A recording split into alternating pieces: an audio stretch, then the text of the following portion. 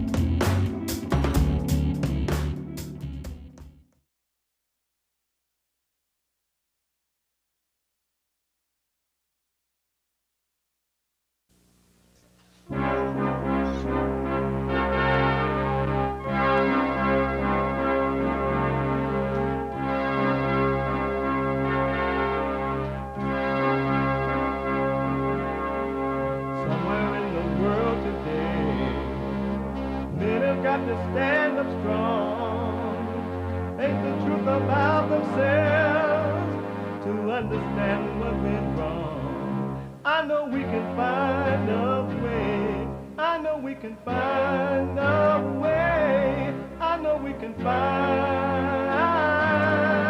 a way to stand up, stand up, stand up.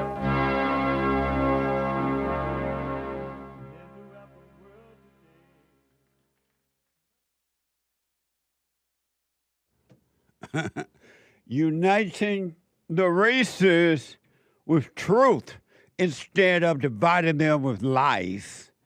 We're also rebuilding the family by rebuilding the man. I am Jesse Lee Peterson. Good morning. Hi, y'all. You can get involved by calling 888-77-53-773. 888-77-JESSE. Jesse. Jesse. I'm going to want my experts in here, maybe the second hour. I started doing it now, but I'll wait until the beginning of the second hour. My experts, I have a question. Maybe I'll do it now. After the open, have my experts to come in. I have a question for the experts. I haven't talked to the experts in a while. 888-77-53-773. And my biblical question, it's a doozy. Are you affected by words? If so, why? If not, why not? Are you affected by words? If so, why? If not, why not? We have every way that you can watch and support the show listed on jesseleepeterson.com/show. jesseleepeterson.com/show. And if you're out and about doing whatever it is you're doing, you just can't sit and watch the show. You're like, darn it, I want to watch the show, but I got to go and pick some cotton. I got to go to the fields. Or I got to take my children to daycare center somewhere because I don't love them enough to stay home and raise them. I need to be at a job getting my thrills from pretending I'm a good worker. Or you're attacking ICE because you pretend you love the illegal aliens more than the citizens. Or you're a Somalian here in this country and you're stealing all the money if you're doing that. Whatever you're doing, or you're just going to the gym or whatever, you can podcast the show, but you can also listen on your phone by calling the listen line on TalkStream Live at 605-615-4131. 605-615-4131. And to donate and have your comments read out loud, go and buy me on coffee.com/Jesse Lee. No, JLP Talk. Buy me on coffee.com/JLP Talk or Bond JLP Cash App. Bond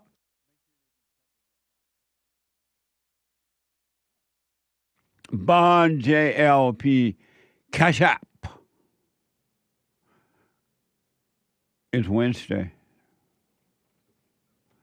Not only is it Manhood Hour Wednesday, James.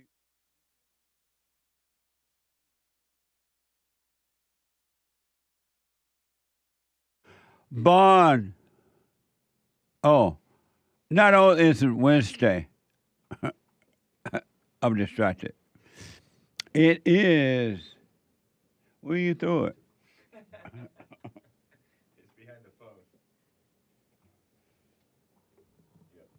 It's a piece of the pillow. It's a piece of pillow from the front. Oh, Derek, like, what y'all doing? Not only is it Manhood Hour Wednesday in the third hour, it is Black Excellence Wednesday. That was then when America was amazing. And this is now. What's wrong with the black? It blows my mind how black people go in everybody else's business and bully them. I want to make sure we agree on that first. No, we disagree. Hold on. I'm on your ass, Jesse. What the? Come on, Coon. Hey, Tony, my mirror fro about to come off. I think you've pretty much pissed off everybody. He black. Amazing. Black excellent, because we love the blacks. And our purpose is to point all people back to the source of life. Back to life, back to reality. Amazing. So, Derek, can I get you to see you for a minute? You're one of the experts, my producer. I just have a quick question for my experts. And I was pondering this. Yesterday I taped right after the not right after the show, but around 11 a.m. I taped 3 brand new episodes of The Father State, 3 hours after the 3-hour radio show yesterday. It was amazing. And so during the taping of the show, this occurred to me.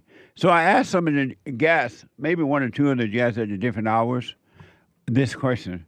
And so I'm like, it's a very interesting question. So I'm thinking, let me ask my experts and see what they had to think about it, because the experts are brilliant. They are the smartest, most brilliant experts on this side of heaven.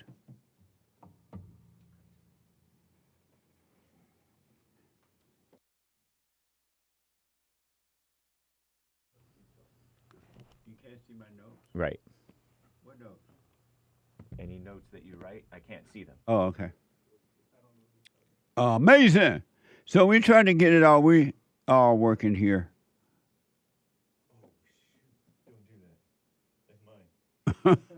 He hates you. So let me do this first. Way to my 4 right and your left is a brand new expert, the producer of Punchy TV, Kurt, the producer and an expert now on the Jesse Lee Peterson show. Hey, Kurt. What's up? You got it. And next to Kurt is the host of the American Anchor Baby. Morning. Morning. You got it. And an expert here on Jesse Lee Peterson show. And then my producer, the producer of the Jesse Lee Peterson show, and an expert, Derek. Testing, hey. How's it going? He black. And next to Derek, the host of the Hake Report.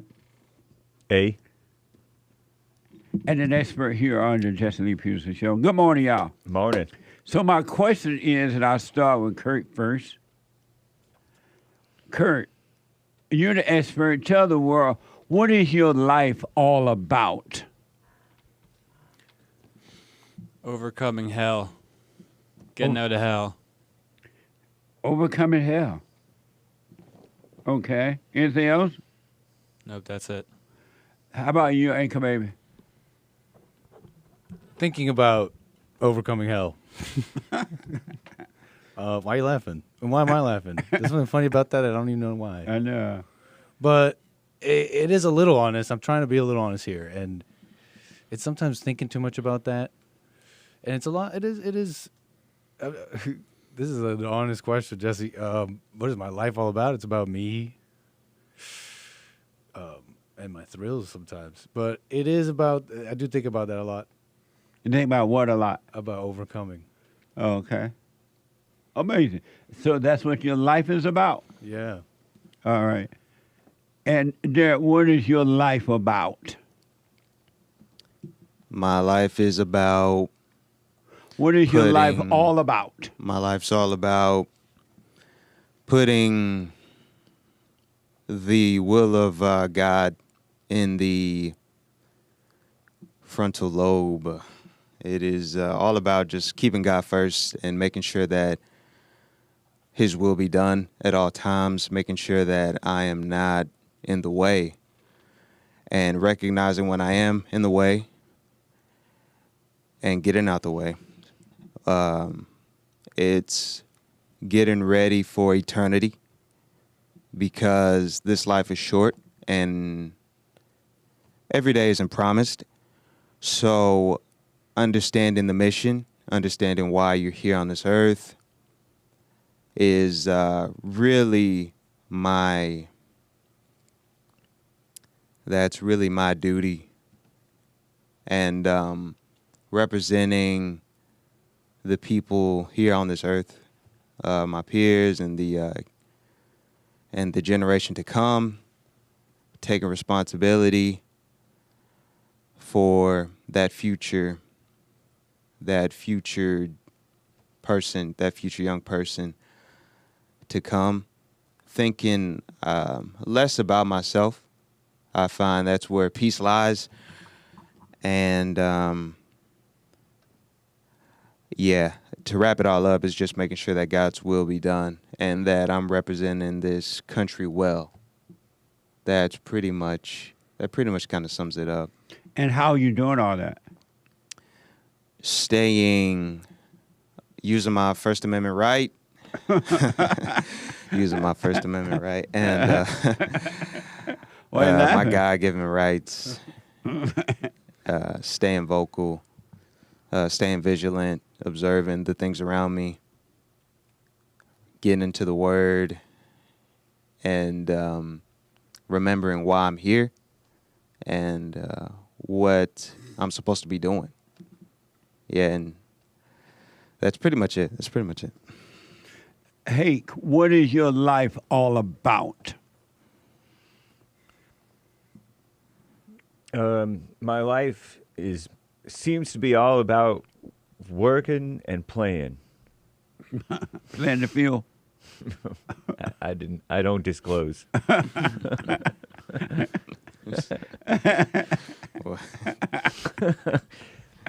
It's kind of funny because when I'm playing, I'm thinking about working, and when I'm working, I'm thinking about playing.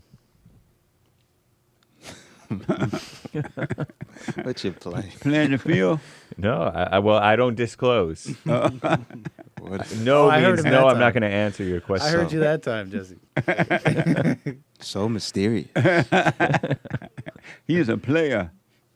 And a player want to hate. Don't hate the player. I used to think about work during, so it's just so captivating. Amazing. So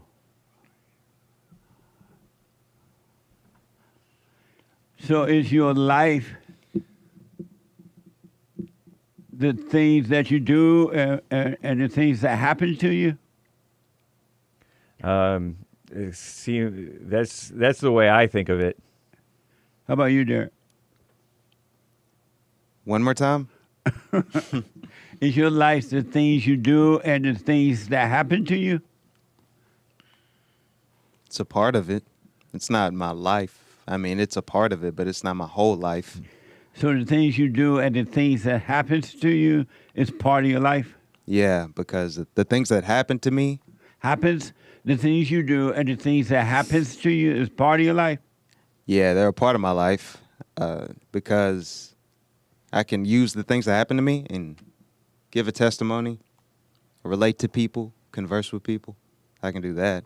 So it's not. It's a part of my life, but it's not the main part.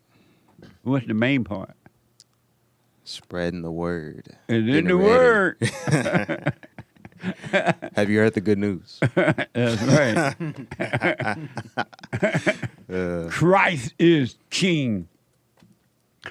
Anchor baby, is your life about the things that you do and the things that happens to you?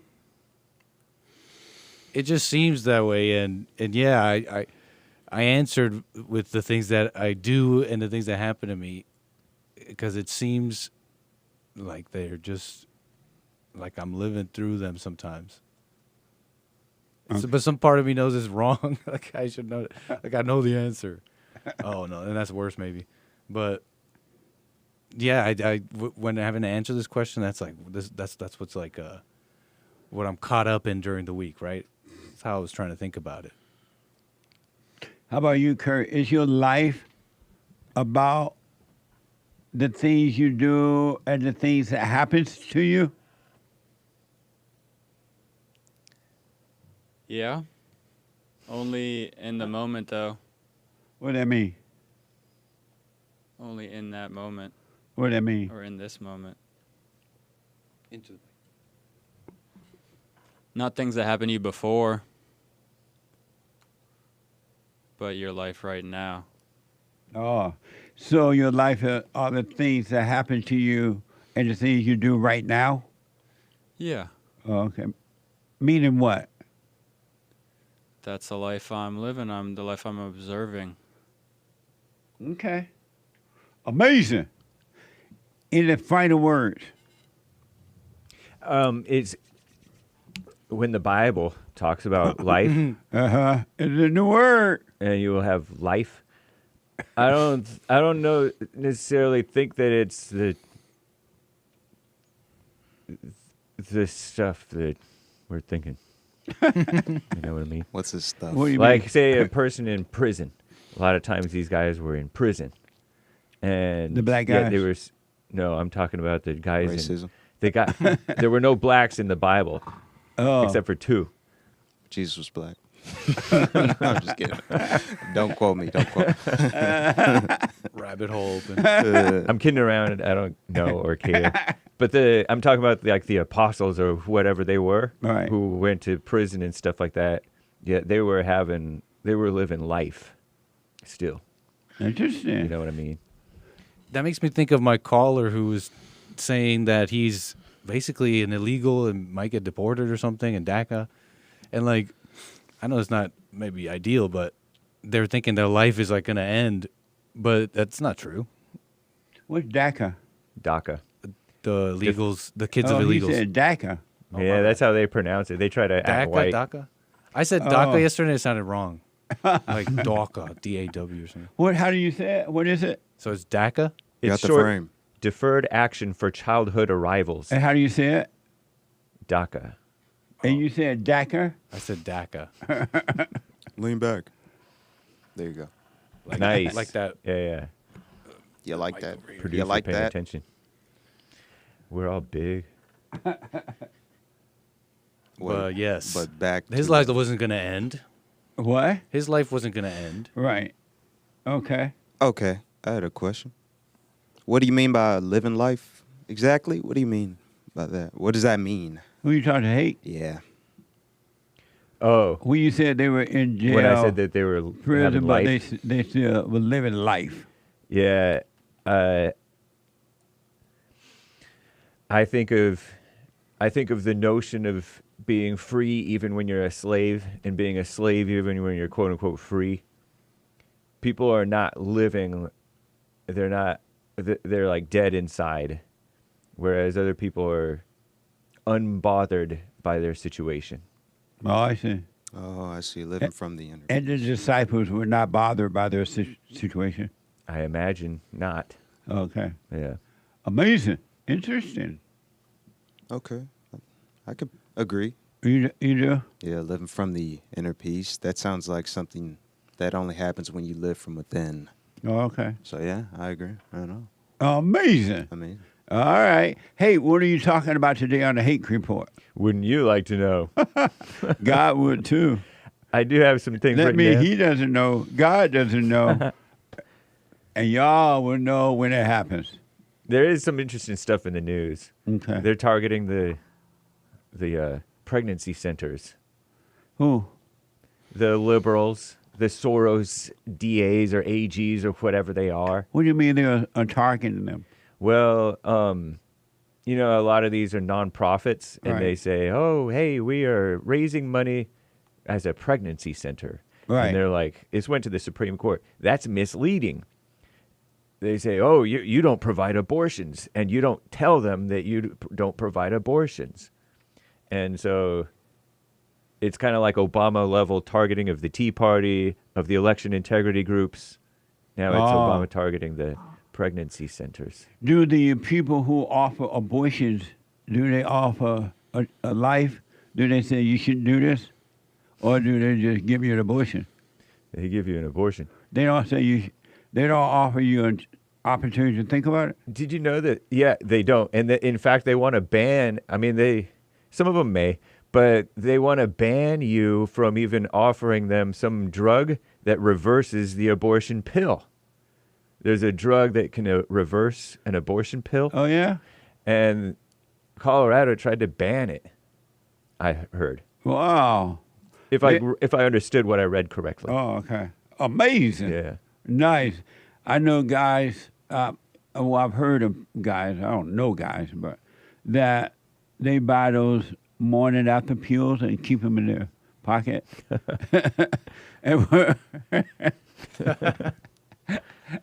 And they give it to the woman. Like secretly? She take them. They like, here's an abortion pill just in case.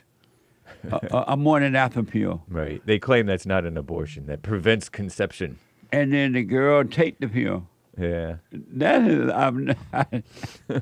You've never heard of that? Unrelated. That is a mind-blowing thing. Yeah. Everybody turn out your pockets. What's It was wrong unrelated. What's wrong with the woman that some guy can say, here, take this morning after pill before we do what we're going to do, just in case. Well, you take it after. How you know? He knows the price. Yeah, how you know? How much are It's they? about $50. You go to 60 Rite bucks. Aid. You're right. Dang, it's expensive. $50. You go. That's a lot of money. Hey, it's not, that's why it's The good to be child could Christian. be worth more I than guess that. it's cheaper than having to pay for the baby. But eventually the baby pays for himself if he works for you. But then you be dead then. No, I mean just helping you around the house. Ain't no baby going to help. I took out the trash. It was rough. I fed the cat. I mean, hey, if you have a baby, take care of the baby. But $50? I'm just kidding. I'm just kidding. Don't have babies. Don't do that. I heard that. What do you call that when parents give allowance? Allowance. I didn't get one of those. You didn't get them. I wasn't spoiled. Your parents did not give you an allowance. Nope. Did yours? They tried, but no. What do you mean they tried? But no. My dad, I remember him talking to us. He sat me and my brother down and my sister. We're like, I'm going to start giving you guys an allowance if you guys start doing good around here, Oh, doing work. Start doing work. Oh. We don't have to say anything to you. That type of talk. And y'all didn't do it? We stayed on it for about a month, and then after that, it was over. And then the lights stopped too? That you said that the lights Allowance? Yeah. Allowance. Oh, allowance. Allowance. Yeah, that's Like allow. It stopped. Yeah, that stopped too. Yeah, that stopped too. Good for your daddy. Yeah. Nick, did your parents give you an allowance? No. Allowance. Allowance? No? Mm-mm. Really? How about you there, Kurt? Yeah, no. No? Nope. You know Really? what's interesting though? First job was at 15, I think, at Mickey D's. I feel like my cousins got an allowance, and they're really responsible, and they grew up to be very responsible and whatever. Oh, yeah? Yeah, and they work very well, and And so did the parents just give it to them, or they earned it at the house? they did have to do chores, but that Right. wasn't that was not necessarily connected to the allowance because they always did their chores anyway. So I don't know. Oh, okay. Do you hate your parents because they did not give you one? No, I was kind of proud of myself not getting an allowance because I heard an allowance. No, I work around the house and or mow the lawn and stuff and get $5 an hour, which is a lot. The reason I ask about that because I saw a report this morning where there are parents who are giving their children $50 a month allowance or a week, however they do it. $50. Mm-hmm. The parents are crazy. Yeah. No, I had to do roof work, tear off the shingles or nail some shingles on. Than $50. What? People get way more than that. People get spoiled way more than that. Their parents give them more than that a month or a week or whatever. Yeah. Really? Not to mention they get their phones paid for and so everything. Parents don't love their children, huh? I didn't even want to use quarters to phone the house with a payphone. Right. I know. No, I want to keep my quarters. They say that the parents, they put the money on a little computer thing, iPhones. What do you call those things? The apps. Apps and things like that. And the kids just use them. What this world coming to? That's amazing. So would you guys give, Kurt, last word, would you give your child an allowance? No. You would not. Why not? He can learn how to work. How about you, Nick? Sure, but if I may be misunderstanding the word, but if they work, do you only get allowances if you don't work? Like it's just something you just get for free? Can you get allowances if you work? Yeah, some parents give it to them no matter how bad they are. Right. It doesn't matter if they're lazy or thieves or whatever. Yeah, but they work. Would you do it, Nick? Like if they wanted money, I would give it to them, but if they work, if they do something for it. Oh, okay. How about you, Derek? Yeah, well, maybe to teach them to work, I do that. To teach them to work? Yeah. Give them a little bit of money for some work. If they do something around the house to help? Oh, yeah. okay. How about you, Derek? Of course, I definitely do that. And if they decided to invest their money, I would probably give them more money to broaden their thinking. How about you, Hake? I don't know what I would do. Yeah. I would hope that I would be responsible by that point and raise them to be responsible whether or not they got any allowance. I didn't even know, growing up, I didn't know parents did that. I'd never heard of that before. It might have to be kind of tied to, like, they pay for this and they pay for that they actually have to live so they can be independent. Amazing. Yeah.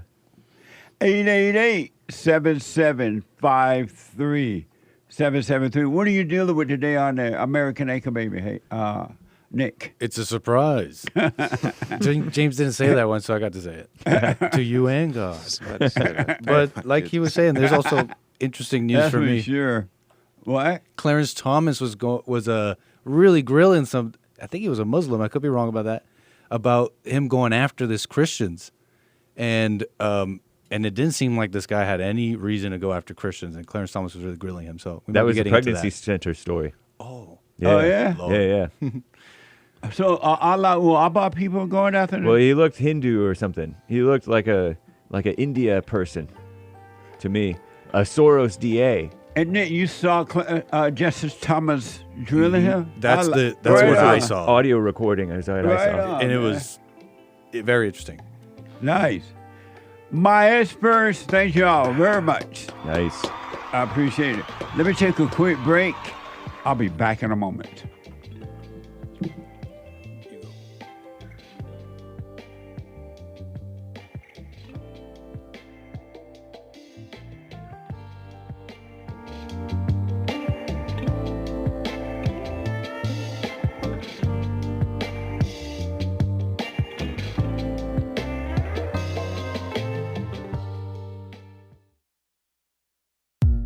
You know, Christmas is coming up.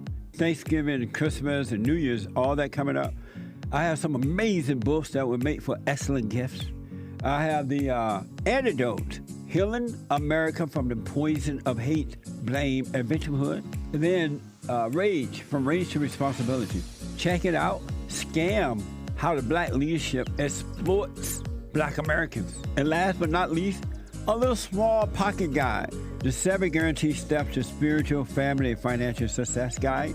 Just a little thin piece of book, but it's so good. So check them out. You can go to rebuildingaman.com or call 800-411-BOND, 800-411-2663. And I can sign them if you order them that way. If you don't want me to sign them, no problem. You can order from Amazon.com, all right?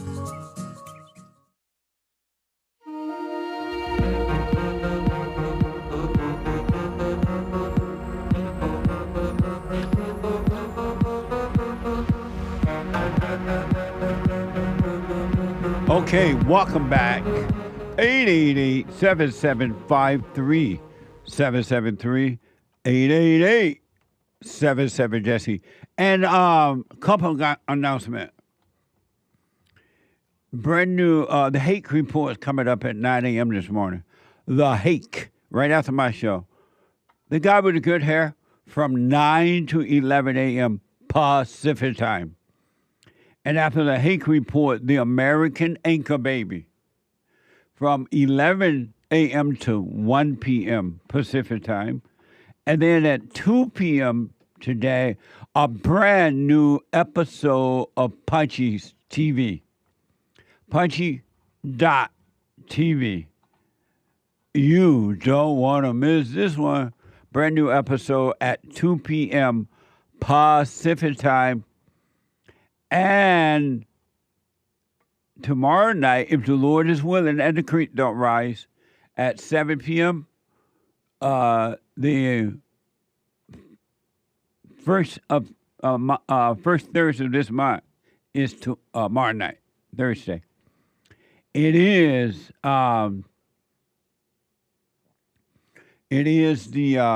men's forum. It's the last men's forum for 2024. It's mind-blowing that this year gone by just like that. And it was an amazing year, really. I cannot find the words to express. So I'm looking forward to the men's forum. And ladies, yours is the third Thursday, so relax. The last one for the ladies of 2024, the third Thursday of the month. And last but not least, a brand new episode of the FallenState.tv. I had an amazing but fun conversation with Danny Polishchuck.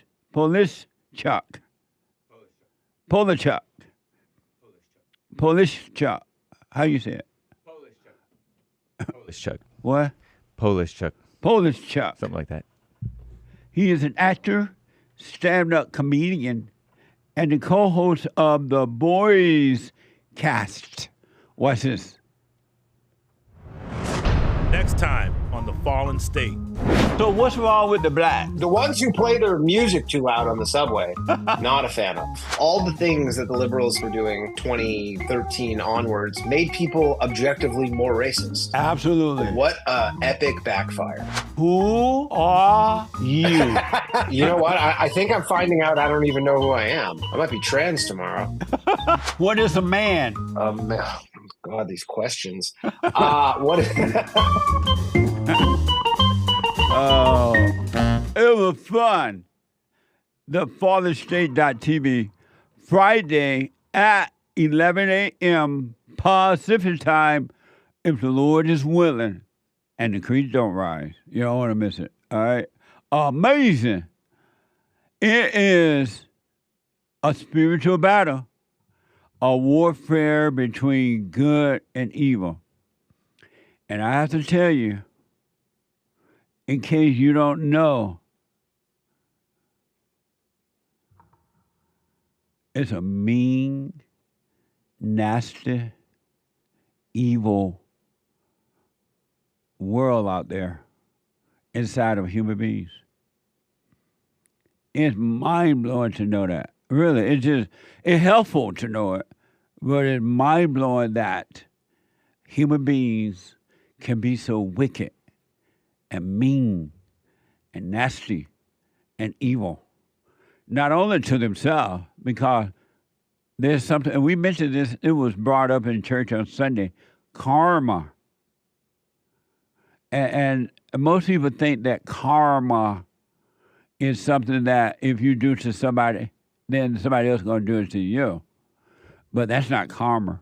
Karma is when you are doing wrong toward others, it is already coming back on you, because as you're trying to hurt others, whether with false happiness, niceness, or mean, nasty attitude, it's coming back on you as you're doing it, because you're burning, you're in pain while you're trying to create pain for someone else.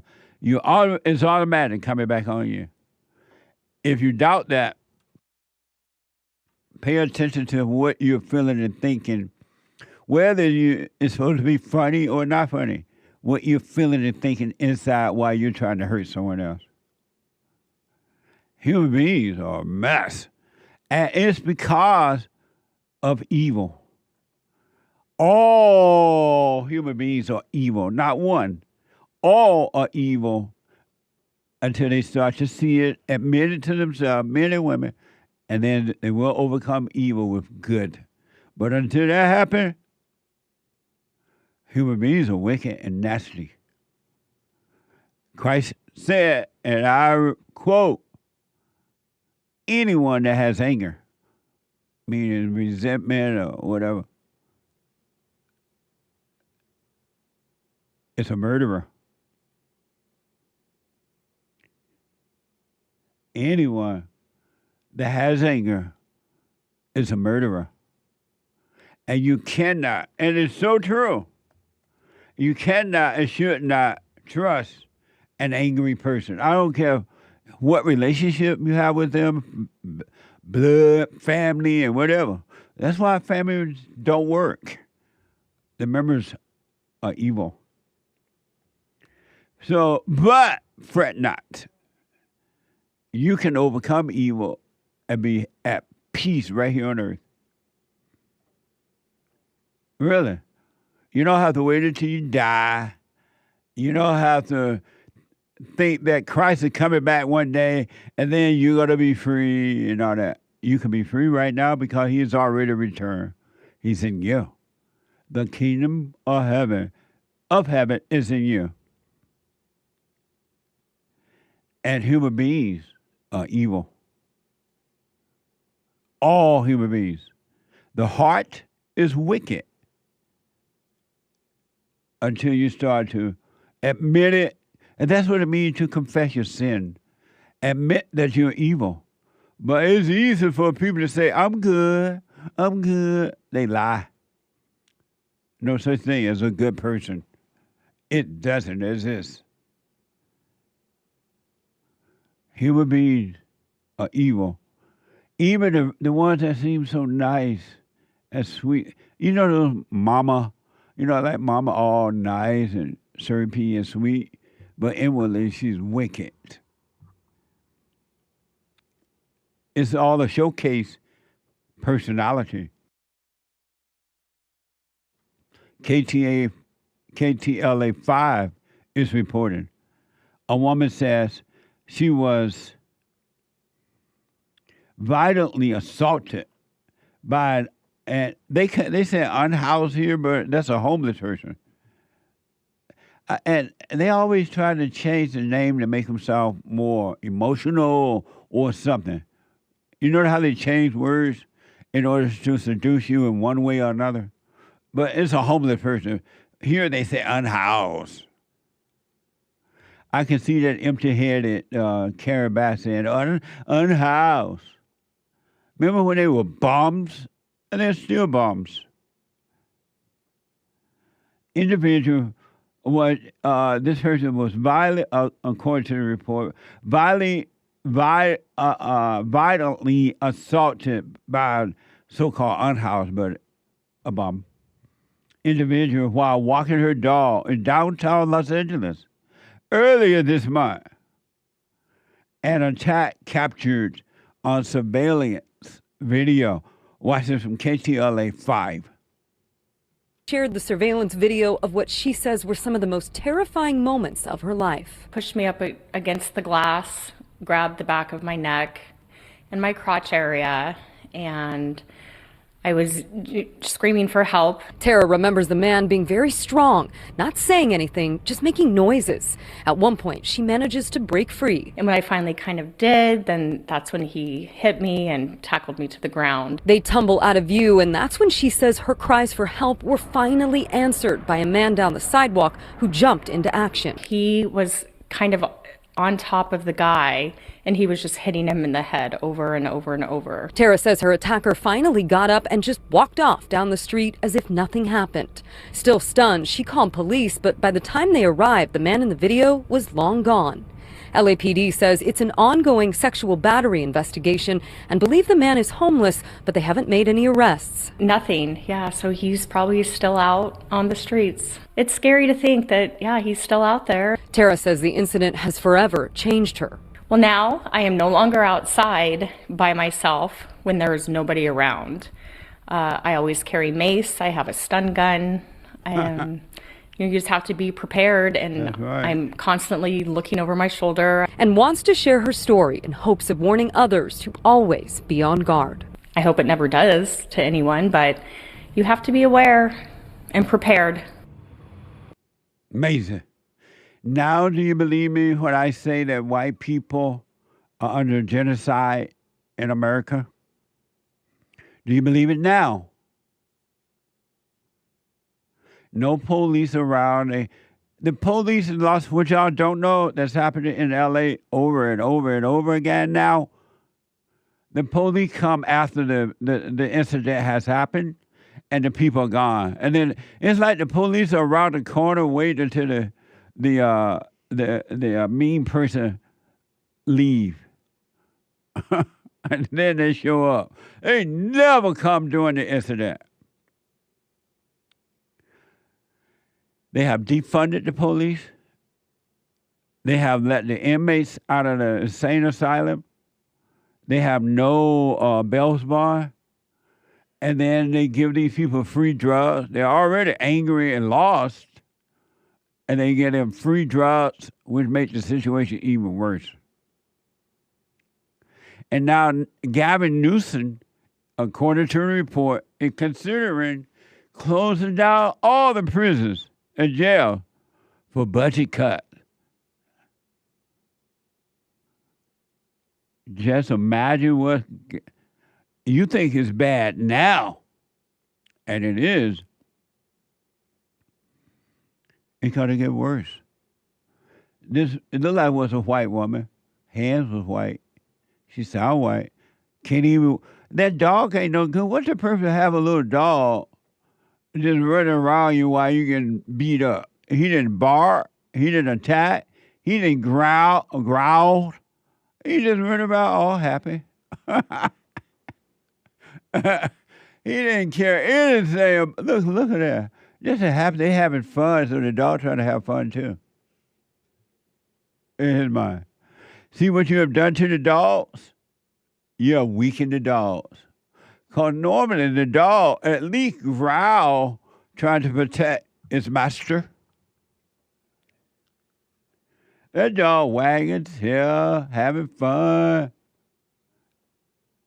while the owner is being attacked. You have weakened the dog in the same way you weaken yourself and others. Isn't that amazing? The little dog, that dog didn't bark at all. What's the purpose of having a dog? It's cute. It's just a thrill, huh? Useless. See, that dog wasn't bothered at all. That mama was being attacked. Horrible. Isn't that amazing? It is. She needs a German Shepherd. She needs Jesus. That too. Because they are even weakening German Shepherds, the big dogs too. They're mamaing them, the men and the women, not just the women. Yeah. And the dogs are so weak now. They're neutering them. Yeah.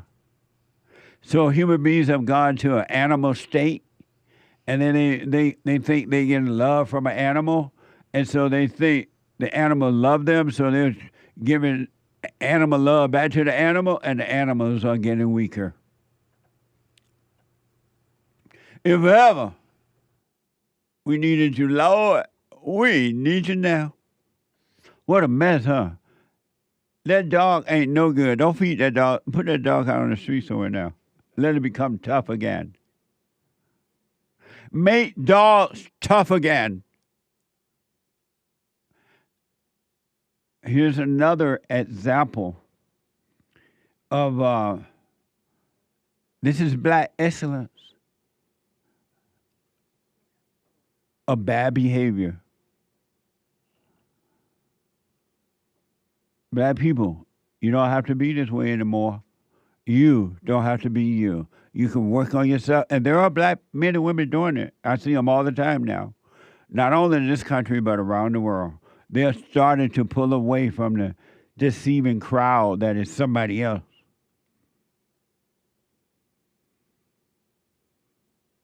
Well, yesterday we showed you a video where somebody, I don't know if it's a stunt for the website or what, for YouTube, but they were passing out machetes to the homeless people. Can you imagine walking down the road and there's some crazy homeless bum high with a machete? This is hell on earth. Let me show you another example of bad behavior. From Clinton to Houston. Nearly 2 years after a violent attack outside of a North Houston pawn shop left a man with dementia severely injured. A judge on Monday sentenced 30 years old Trayvon Lockridge to 15 years prison. 15 years in prison for aggravated robbery. Watch it from Fox 26. A man beats an elderly victim to the ground for trying to get into his car in December 2023 at La Michicana food store in North Houston. That victim's family says he was simply confused because he has Alzheimer's. The man in the red here is Trayvon Lockridge. He was arrested, but his bond was then lowered and he posted it. And of course he gets out. And he's out and, now he's wanted again. Wanted for aggravated assault with a deadly weapon in a shooting. It says that he fired a gun at someone's feet, had 2 guns on him. So you don't think any of that happened? I don't think so. I don't think he has a gun. I don't think he had any firearms or ammunition. If somebody did that, it was somebody else. Amazing, huh?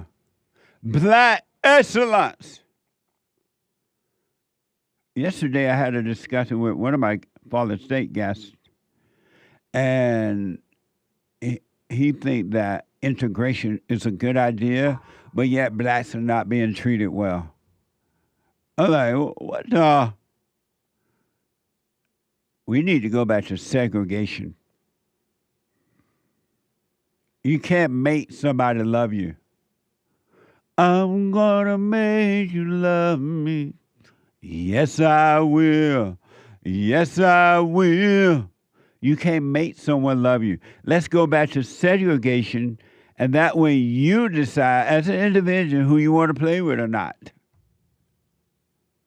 This integration thing has failed because you're trying to force people to love one another. God doesn't even force you to love one another. He told you to. He suggested you should. But if you don't want to, then you suffer. And they brought in this phony idea of civil rights and the so-called civil rights movement, and things have only gotten worse. Because you can't force someone to live together. You can't force them to let these people into your business and into your establishment if you don't want it. And then you let in the wrong kind of people. Look at those black people who've been accused of attacking that man. And the more you do for the blacks, except for those who are overcoming anger, the worse they get. They haven't gotten better. They have only gotten worse. DEI. DEI. Isn't that amazing? I want integration to disappear and segregation to come back and let people decide, as they did prior to so-called integration. It has failed. Just like you can't let foreigners in our country, they don't mix. You can't force integration upon anyone. It has failed. And it's never going to work. The only thing that will work is segregation, and you, as an individual, decide who you want to hang out with, who you want to live next door to, where you want to live.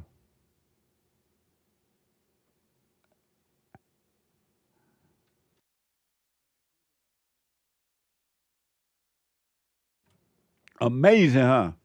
Let me go to STEPH, a first-time caller out of Ohio. STEPH, you are on the air. Hey, Jesse. Thanks for having me. Yes, sir.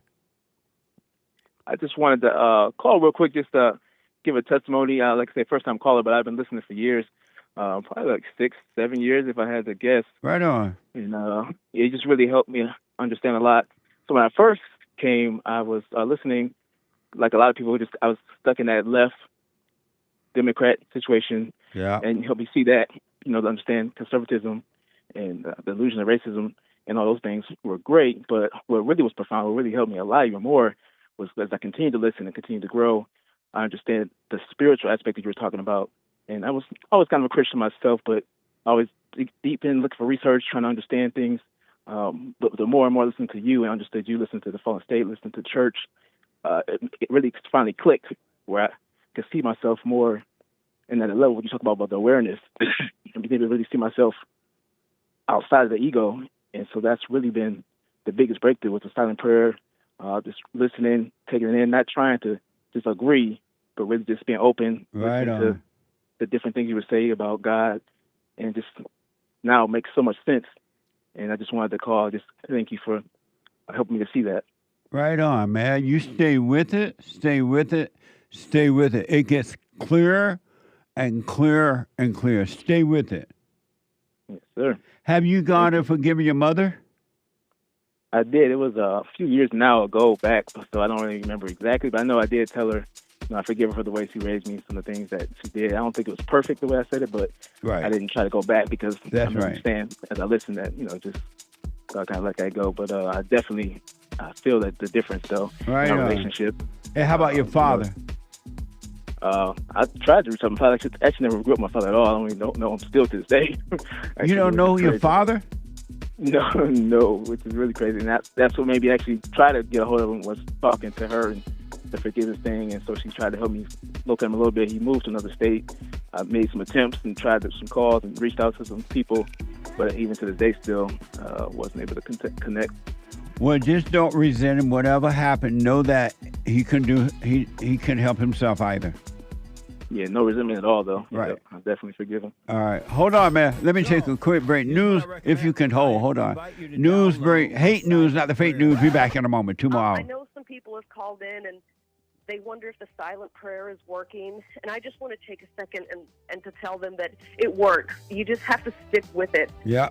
That's the first thing I started doing before I even forgave my parents. And I was so depressed and suicidal at some times that I just would have to stop in the middle of my job or whatever I was doing and go into the silent prayer. And it really does help. Like, I don't have those anymore. Amazing. You haven't seen anything yet. Doubt every thought. Bring every thought into captivity. Just let them all pass. Don't judge them. You haven't seen anything. It gets better and better and better and easier, easier, easier. So my gift to you, no charge, at rebuildingtheman.com/church.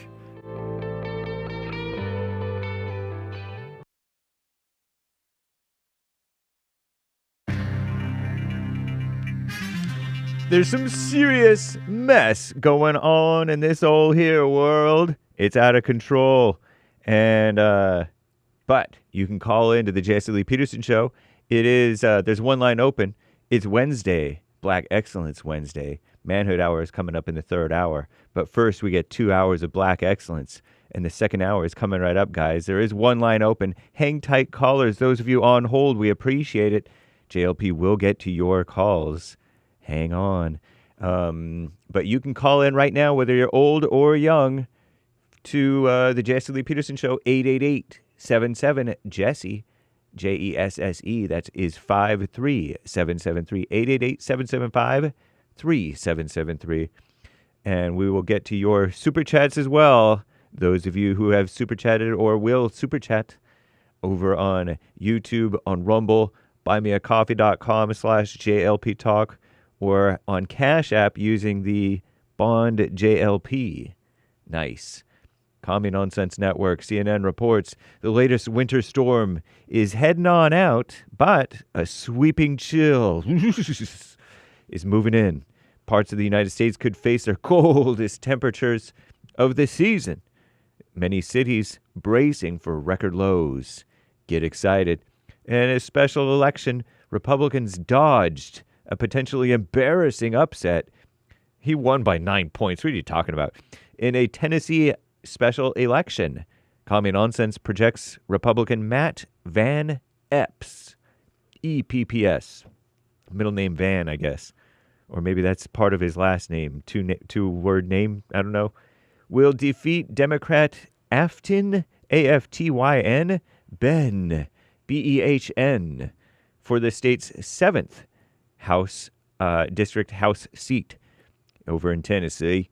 His win, that's Republican Matt Van Epps' win, means Republicans will hold on to a narrow majority of the House, which will stand at 220 Republicans versus 213 demon rats once he's sworn into the House of Representatives in the United States. Matt Van Epps, his 9-point margin of victory marks a significantly tighter race, even though it's not very tight at all, from 1 year ago when President Donald J. Trump won by 22 points. High confidence in Trump and high need for Trump over that evil Joe Biden and cackling evil, ridiculous Kamala Harris. So the congressman-elect, a former Army helicopter pilot, I wish, he appeared to benefit from strong endorsements from Trump, Tennessee Governor Bill Lee, and House Speaker Mike Johnson. That's nice. And Ukraine talks, a meeting between President Vladimir Putin of Russia and President Trump's top negotiators. They failed to reach a breakthrough, according to Commie Nonsense Network, if you believe them, on the plan to end the war in the Ukraine. U.S. Special Envoy Steve Witkoff and Trump's son-in-law, Jared Kushner, sat down for the high-level discussions in Moscow on Tuesday. Isn't that nice?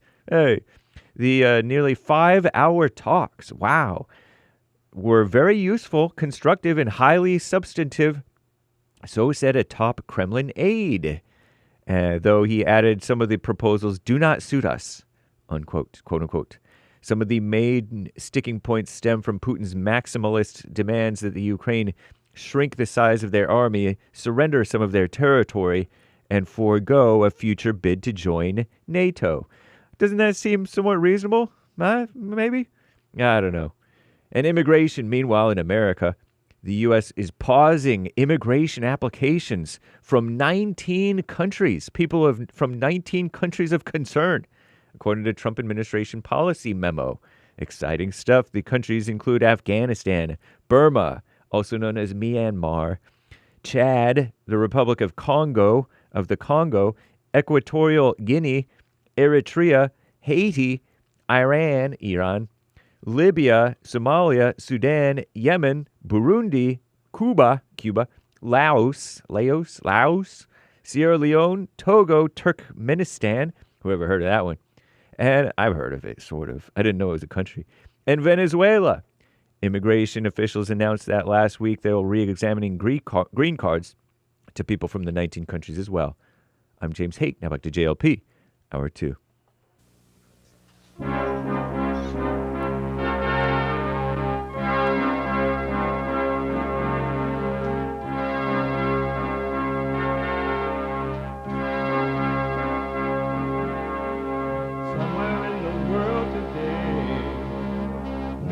got to stand up strong, face the truth about themselves, to understand what went wrong. I know we can find a way. I know we can find a way. I know we can find a way to stand up, stand up, stand up.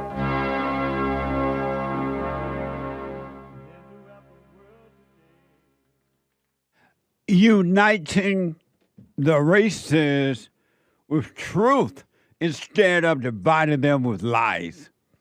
We also are rebuilding the family by rebuilding the man. I am Jesse Lee Peterson. Good morning again. You can get involved by calling 888-7753-773. 888-77-JESSE. And my biblical question, a doozy. Are you affected by words? If so, why? If not, why not? Are you affected by words? If so, why? If not, why not? Amazing question. We have every way that you can watch and support the show listed on jesseleepeterson.com/show. And you can podcast the show if you can't just sit and watch and listen to it on your phone as you move about anywhere in the world by calling the listen line on TalkStream Live at 605-615-4131. 605-615-4131.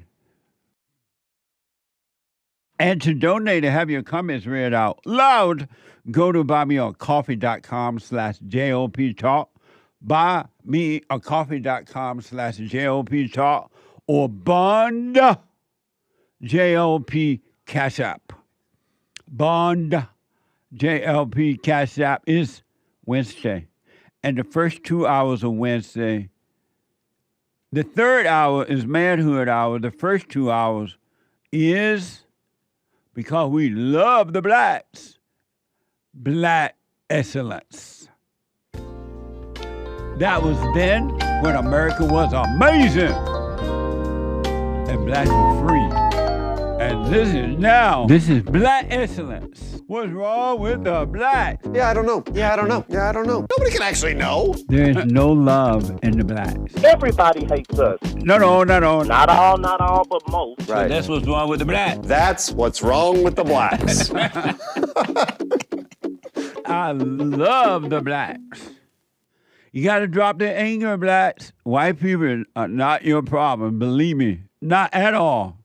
Had nothing to do with slavery, nothing to do with Jim Crow. You got to forgive your mama.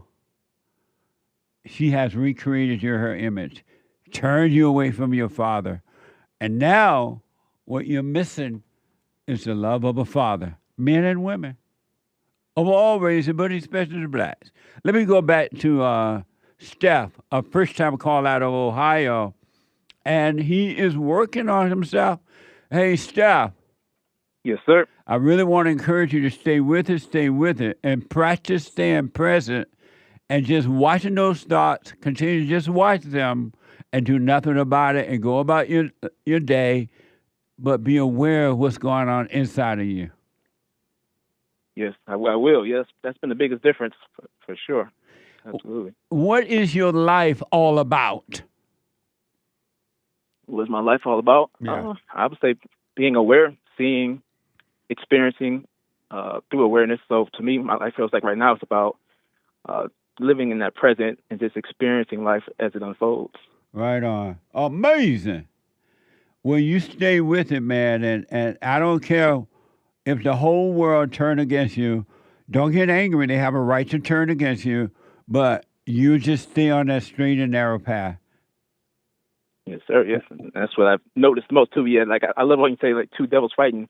It's now I don't feel like I'm two devils fighting like fighting other people. I feel like I'm just observing and seeing it happen. So definitely. Right on. Yeah, don't fight with the devil inside, as you heard me say, don't fight with the devil inside of your mind or the devil inside of other people. And don't explain yourself. You don't owe the world any explanation at all. You owe them nothing. Your mama, your daddy, your brother, your sister, your friends, your whatever. So don't argue. Just stay with it, man. It's going to be amazing. All right. Yes, sir. All right, man. Anything else? No, that's all. Thank you, man. You stay with it. Thank you. All right, buddy. Bye. Bye now. 888-7753-773. Let me go to Canada and talk to Andy out of Canada. Andy, you are on the air. How you doing, Jesse? Come close to your phone, Andy. Yeah, my bad. How you doing, Jesse? All this well. I'm happy to hear it. I got a story to tell you out of Hamilton, Ontario. Okay. So there's a fellow who lives in Hamilton. He lives in one of the worst parts of Hamilton, and he's installed probably about 8 cameras on his house because of how bad the crime is in his neighborhood. Uh-huh. And he's actually become famous because he's helped about 70-odd police cases based on his surveillance footage. Just recently, though, the Ontario government has now decided he has to take down all of his cameras off of his property. And why? They're saying it's under the fortification law, which is a law used against gangbangers who protect their houses with security cameras. So they're using that statute against him to make him take down all of his cameras, even though he's helped the police with numerous problems. And so, is he going to take them down? No, he's arguing it. And will he win? I don't know. Unfortunately, Canadian law favors the criminal. Sound like U.S. law now. What race live in this community? Which race live in this community that he's living in? Mostly junkies and crackheads. No, which races? What race? It spans the gamut. Meaning what? You lived there before? Yeah. Yes, I have. No, white. Yeah, I lived in Hamilton for a few years. You're probably talking about Barton, aren't you? Close to it. Close to it, yep. But you don't know what race live in that area, right? Are you saying that area has become quite diverse? Whites and blacks. Oh, okay. Yep, that sounds like it. So do the blacks act the same way in Canada the way they act in America? Ooh, no. I guess they're a little less uppity. Oh, okay. Amazing. Well, I wish this guy well, man. And in America, as you know, they don't want the law-abiding citizens to protect themselves, so they're doing all they can to stop that too, and they're protecting the lawbreakers, not the citizens. Andy, thank you, man. That's a mess. No, that's the same thing going on in Canada. Is that if this guy can make a fool of someone and make a fool of the police, man, they don't like that. Yeah. What a mess. Thank you, Andy. I appreciate it. Oh, hold on. One more thing I'd say is a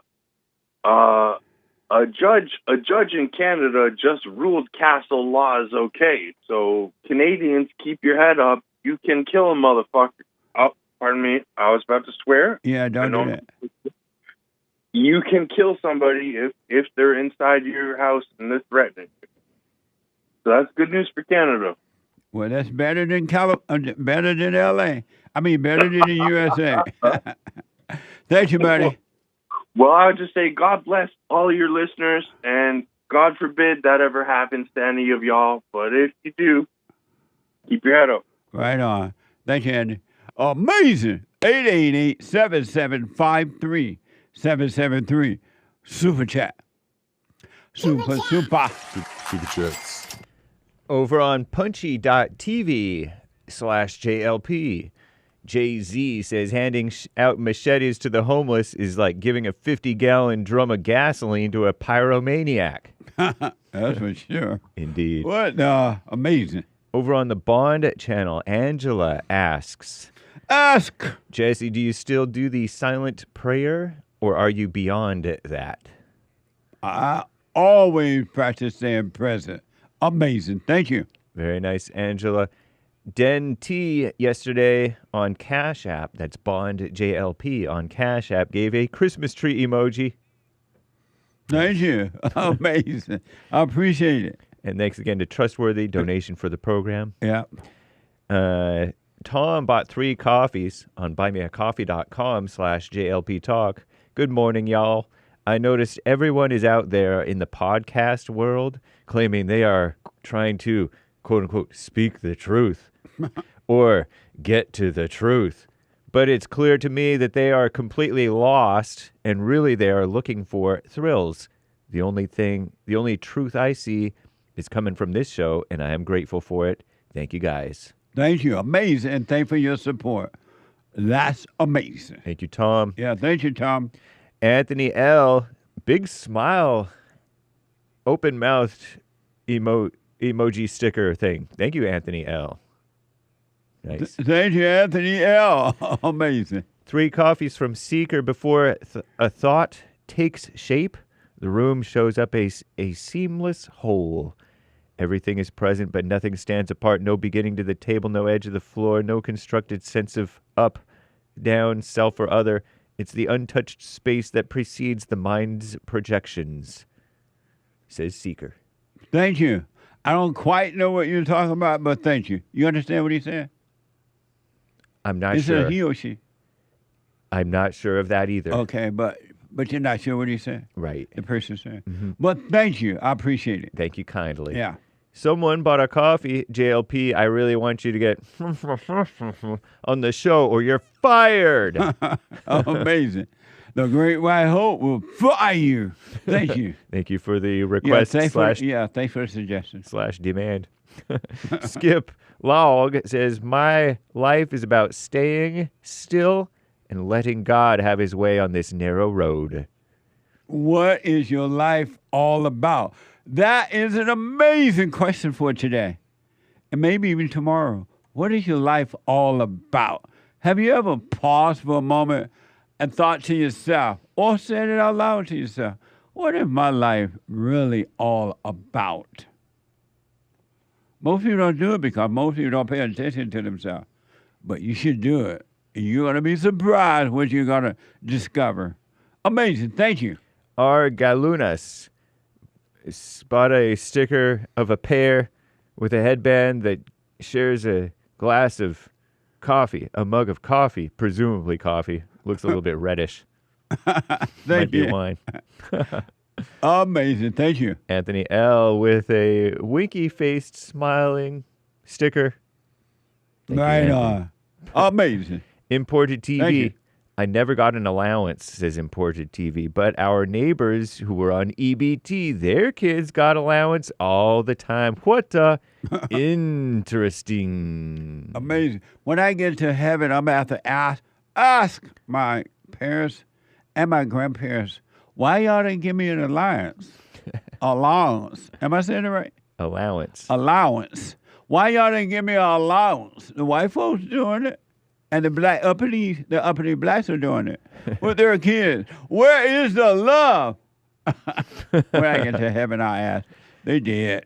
Amazing. Soma Specialist says, this is my first ever super chat, and I want Hake to personally read it correctly with the emojis straight-faced, open eyes emoji, and itty-bitty small pinch emoji with a tan hand, maybe even a light-skinned black hand. Thank you so much, Specialist. Thank you, Specialist. Amazing. I hope he did a good job for you. I hope so, too. Right on. Taylor L. says, answer to the biblical question. Are you affected by words? If so, why? If not, why not? I'm still affected by words because I haven't fully dropped my ego. I have found I'm less affected if I stay out of my head, though, says Taylor L. Amazing. Thank you, Taylor. Taylor L. I'll put my 2 cents in on Sunday. I appreciate that. Nice. And hey, Mike Young, hey, Jesse, imagine if that lady with the dog was black and the homeless bum... let the dogs out? And the homeless bum was white and committed the sexual assault. I'll let you fill in the blanks, Jesse. I know, man. Very good point. I wonder if that lady going to get rid of that dog now. Oh, lazy, no good dog. Allow her to be attacked. And it's just running around wagging tail, having fun. I guess the dog thought they were playing. Amazing. But thank you, Mike. Amazing point. Appreciate it. Charles, Sion bought a coffee. Jesse's dog back in the days growing up, Sweet Home, Alabama. Was he a shepherd dog and was he a vicious? He was not good for being decorative like Mr. Sandman up top behind you. Oh, yeah, Mr. Sandman's in the picture on the screen there in the picture frame. Where? Sandy in the picture. Oh, up photograph. Here. Yep. Oh, yeah. Sandman look like he got problems. He looks scared. Yeah. My dog, Tony, we did not keep Tony in the house. Now, Tony would run in the house in the morning when we open the door. He'd run in there and play around, but we didn't keep it there. And Tony protected the house. When someone come by, he would yell and bark, and he didn't play, but he was a nice dog. Amazing. That's just amazing. Charles bought a coffee. Hey, Jesse, unlike Europeans, African and black ancestors left absolutely nothing behind for us to admire. No buildings, churches, statues, cities, etc. The same people who built things then are the ones building things now. I rest my case. I rest my case. Amazing. Case is rested. Thank you. And thank you, guys. I do believe that, let me just peruse on Rumble. I do believe that is all for now. Amazing. Thank you. I really appreciate it. Merry Christmas. I haven't said that today. Merry Christmas. And don't ask Hake to say it. He would say Merry SMAS. Right? No, that's only for writing. Oh, you don't say it. You don't say Xmas. Oh. You write it. And why do you write it? Because it's faster and it's just equally as honoring of Christ. But when you write XMAS, aren't you taking Christ out of it? Nope. Because the first few words are CHRI. But in Greek, the first letter is X. What? In Greek, Christ's first letter was X. Oh. So it stands for Xmas. And so you think you're in Greece? When in Greece. I don't know. I bet you Derek would not like that. You're taking the X. You're taking the Christ out of the beginning of Christmas by saying Xmas. X means Christ. Oh, yeah? Yep. It also signifies the cross. He said, no, it's not, Hake, and you're doing the atheist work for them. The atheists don't even say Xmas, they say holidays. Not realizing that holidays means holy days. What do you think about this? This is Black Excellent. Uh-huh. And once upon a time, when men were men and boys were boys, and there were no so-called civil rights movement, Black people were very independent. They thought for themselves, and they did for themselves, and they were not jealous of the white people, and they were not victims, and they did some incredible things. This is Black Excellence. I have an example of that here, then I get to your cause. This is from African Archives. Speaking of Black Excellence, Roy Clay Sr., known widely as the godfather of Silicon Valley, is best known for his developing new software for HP computers and paving the way for other African Americans in the tech industry. Watch this from NBC News.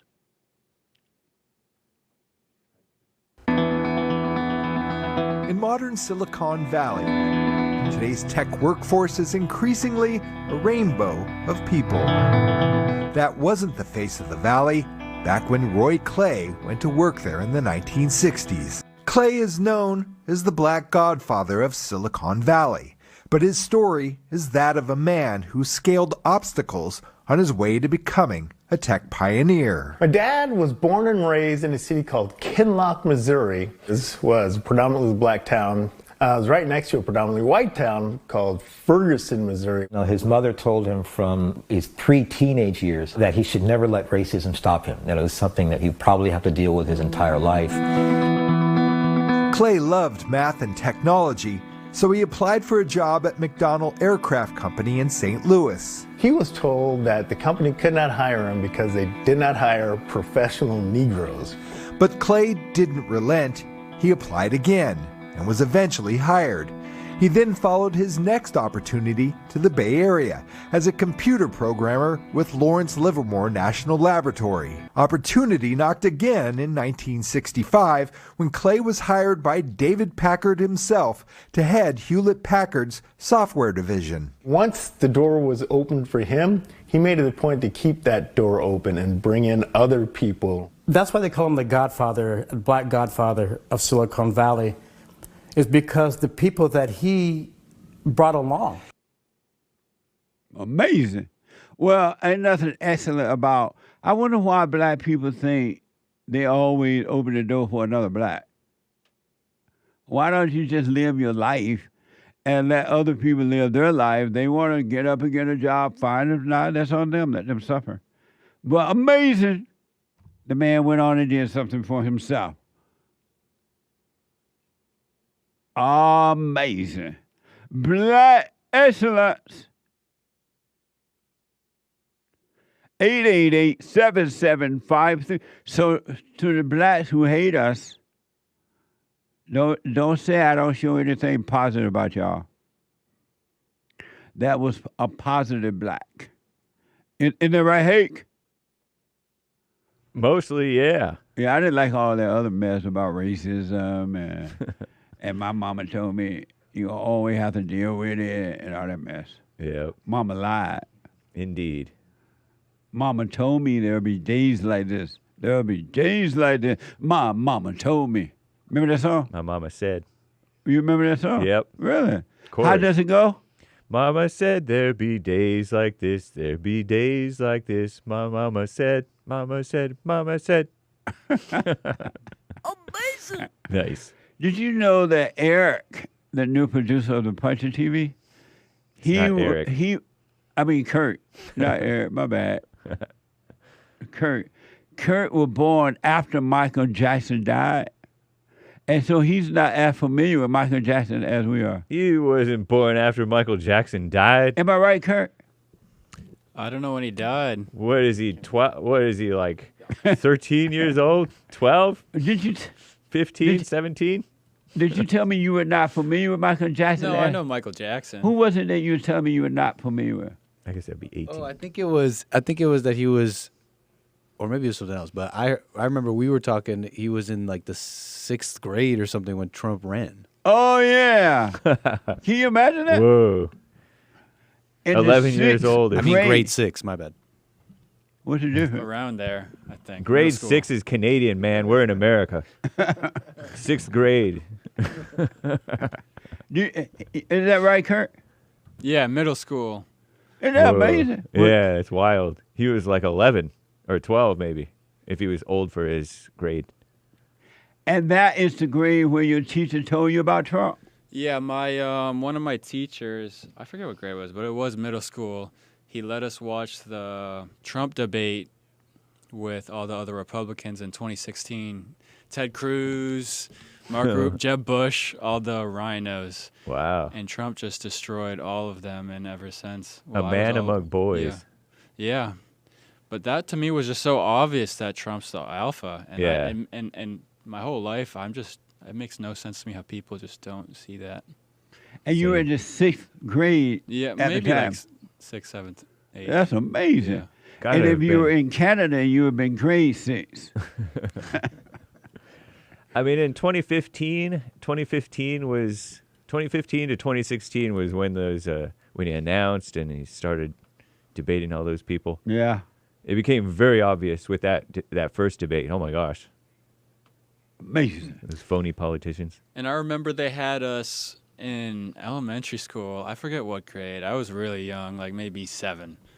And they had us, it was the Obama-McCain election. And they had the class, I don't know why they had us because we were so young. We don't know what's going on. But they had us vote Obama or McCain. And I chose McCain only because he looked like me. That was my thought process. I was like, he looks like me. I was like, who is this other guy? He doesn't look like me. I don't want him. I'm going McCain. That's funny. When I was 7, I was told Bush, the daddy, right, is like Reagan. So I told my mom, because my mom voted, a woman. I told her, vote for Bush. He's like Reagan. And so we voted Bush versus Dukakis. Similar type of story. Amazing. Crazy.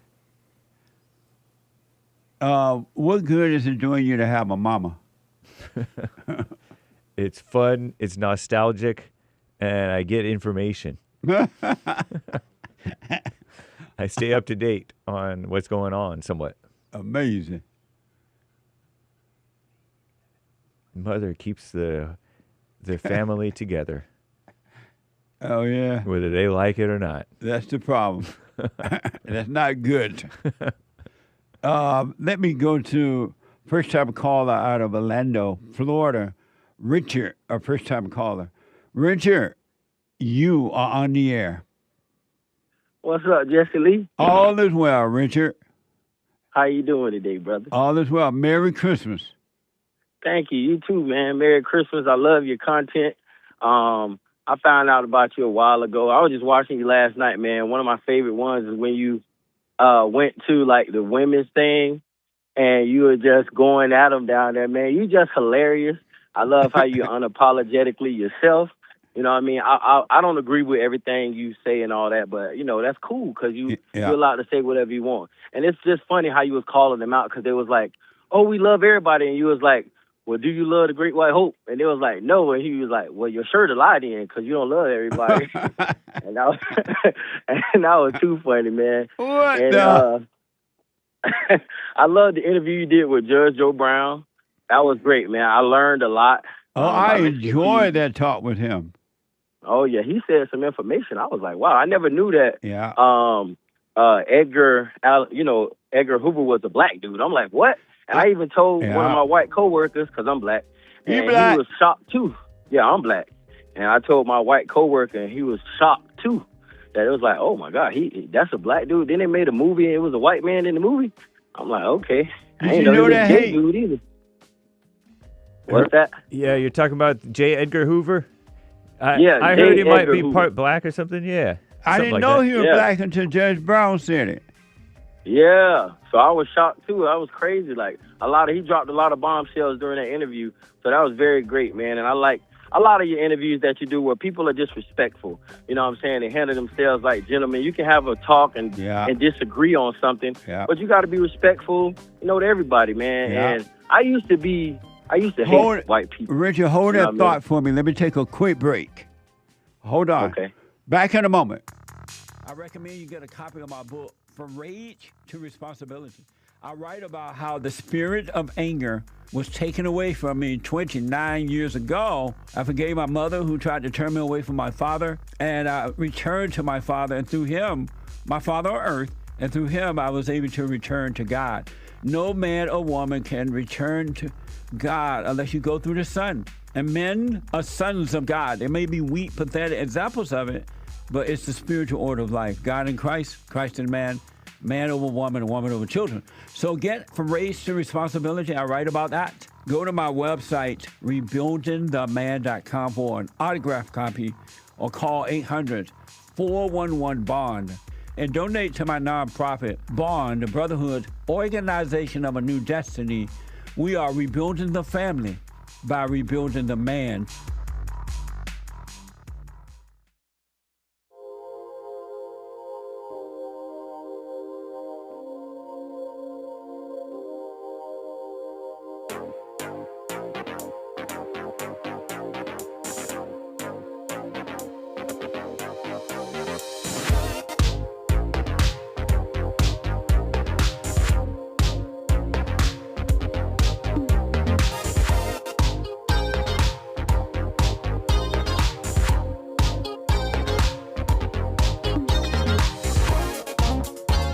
Merry Christmas. I wish you all the best Christmas ever. And I do shout-outs for you, personal shout-outs. Birthdays, Merry Christmas, Happy Hanukkah. What else? Encouragement, congratulations. Whatever the situation is, I'll do it for you. Personal shout-outs. Go to Cameo, cameo.com/Jesse Lee Peterson. cameo.com/Jesse Lee Peterson, all right? And also, don't forget to donate to help us hear what we're doing. And for those who are doing it already, thank you. Those who will do it, I appreciate it. Even our enemies. What the? Go to jesseleepeterson.com/donate or call 800-411-BOND, 800-411-2663, or you can mail it, check a money order, make it out to Bond, B-O-N-D, and it's tax deductible, and send it to P.O. Box 350, that's Bond, P.O. Box 35090, LA, California, 90035. Or hit the QR code to support Bond. I do appreciate it, all right? Thank you in advance. Let me go back to first time call out of Orlando, Richard. Orlando. Richard, you about to say you didn't like white people or something like that? Yes, sir. I was going to say, I used to be like super angry, man. I think it's like a really learned behavior growing up. Like, I still live in the hood. I love the hood. You know what I'm saying? I don't think I would want to stay nowhere else, to be honest. I don't want people calling the police on me for no reason. Because I'm a big black dude with tats and stuff like that. I've been to prison, all kind of stuff. But I changed my life. And recently I became sober. I do have a business as well. I won't say nothing about that because you're not allowed to promote. But it's like I got sober about 8 months ago, like completely sober from everything. And so now my mind is a lot more clear. And I think that sobriety will help a lot of people to gain clarity on a lot of different things because I was just angry for no reason. And I was blaming white people. I'm 34. And so at one time you thought white people were your issue, your problem? Yeah, I blamed them for a lot of things. I thought that they, I was like the typical black mentality, like, white people, man, you got racism and systematic this and this and that. I mean, whether that's true or not, it don't really matter if you just focus on yourself and focus on your own growth. You can overcome a lot of things. And I see a lot of people around me who are doing great as black people, and they don't have that mentality. Even one of my best friends, I was telling them last night, I'm like, bro, you never, ever thought like that. Now that I think back, like, you never thought about, like, stuff like that. He never mentions it or nothing. He owns a business. He owns a whole plaza. He's doing really great in life. Yeah. And he don't have that mentality. So I just feel like changing my mentality and continuing to work on my mentality is going to take me very far in life. You know what I mean? Amazing. And I, Right on, man. yes, sir. Have you So- gone and forgiven your mother? Absolutely. You know, I do have issues with my mom. I don't currently talk to her right now. I'm just kind of protecting my peace. They don't really respect me, you know what I mean, as a man. Yeah. Trying to overstep their boundaries when it comes to my children. I'm trying to parent her and my little sister, who is, you know, my sister is a gay woman. I respect, you know, her choice and everybody else's choices in life, but, you know, they just try to overstep their boundaries when it comes to my kids. I don't play about my kids, so I had to Right kind of on. just cut them off, you know what I'm saying? But I definitely forgive Did my you- mom. I don't blame her for anything. Did you forgive her for turning you away from your father? Absolutely. You told her? Yeah. Yeah, absolutely. We have some talks, but my mom's not really into having serious talks. Whenever my whole life, anytime I've tried to talk to her about anything serious, she says like she got a headache and she don't want to talk about it. So she just kind of brushes it off. She never had a serious talk with me before. She gets upset. And so, knowing that you need to forgive her, she couldn't help herself. When you went and told her you were sorry for resenting her, you realized she couldn't help herself. What did she say?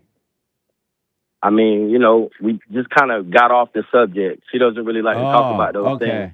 I think I'll try to revisit it again in the future, go to her and actually say those words. Yeah. Like, you know, especially now that I'm sober, completely sober, and I plan on living a sober life from here on. It's like I want to go and let her know, like, I'm sorry, I don't resent you, and use those exact words that you use and see how it does go. You know what I mean? I promise you, man, when you can truly see, and it sounds like you're doing it, that it's wrong to be angry. 'Cause angry, you're judging and you're hurting yourself by being angry. And when you forgive her, because it came from her, it didn't come from white people. Your mother recreated her image by imposing herself on you, making you angry, turning you away from your father, and you became like what you hate. And once you forgive her because she couldn't help it, her mother did it to her. Once you realize, I'm wrong. Well, yes, what you did to me was wrong, Mom, but I'm wrong for resenting you. Whether she like it or not, whether she admits you were wrong or not, it's on her. It has nothing to do with you. And don't ask for forgiveness. Forgive her, and God will forgive you, and everything's going to change even more so for you. It's going to be, your heart is going to be of love and not hate. Well, I wouldn't blame my mother. No, she completely, didn't. But, you know, I mean, you raised by a village, especially me coming up. I'm 34, so I was raised different. I had one of them old school grandmas. I'm from Sanford. So, like, my grandma didn't play. You know what I'm saying? I was raised by my grandmothers and my whole family, my aunts and uncles. Well, and forgive it wasn't your just grandmama a too, then. collection of, you know, but it was a collection of trauma growing up like that. Like, you know, idolizing drug dealers and just the whole lifestyle of the hood, hating the police for like no reason almost. It's just a whole lot of things. I wouldn't just put it all on my mother for sure. I love my mom. And, Have you know, I wouldn't forgiven just your put it on her, father? so. Absolutely. For not And being we've there for had you? talks. Yeah, we've had talks a lot. I talk to my dad every day. Right You know, on. but he wasn't there, you know. Right on. Different things that he was going through in his life. You know, I don't know what he blames it on, you know, but I'm able to see now that I'm dealing with women and stuff, and I was able to go back to my dad and say, dang, Dad, I see now. It was hard for you, bro. Like Yeah. you say, to deal with her, it probably was hard. It And, you know, was. he probably wasn't doing right anyway. He wasn't doing right anyway, so I can kind of relate with him now, and I definitely forgave my father. Right you know, on. for sure. Amazing. Before I run here, because of time, is there one thing you disagree with me about? I'll just say, you know, like kind of what you said, like kind of putting it all on the mom, and I don't know, just some of your beliefs, like your religious beliefs and stuff like that. I don't completely agree with. You know, that's all. I'm just strong in my own beliefs. I am a Baptist Christian and everything like that, so I try to live that way.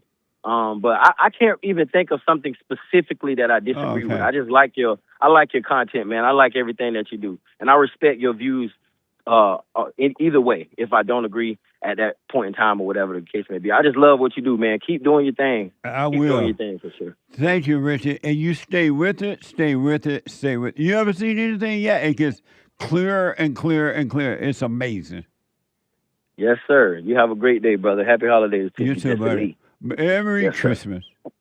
Merry Christmas. All right, buddy. Amazing. See, he's black and he's waking up. You don't have to stay asleep. you can wake up. Let me go to Henry out of New York. Henry, you are on the air. Hello. Hey, Henry.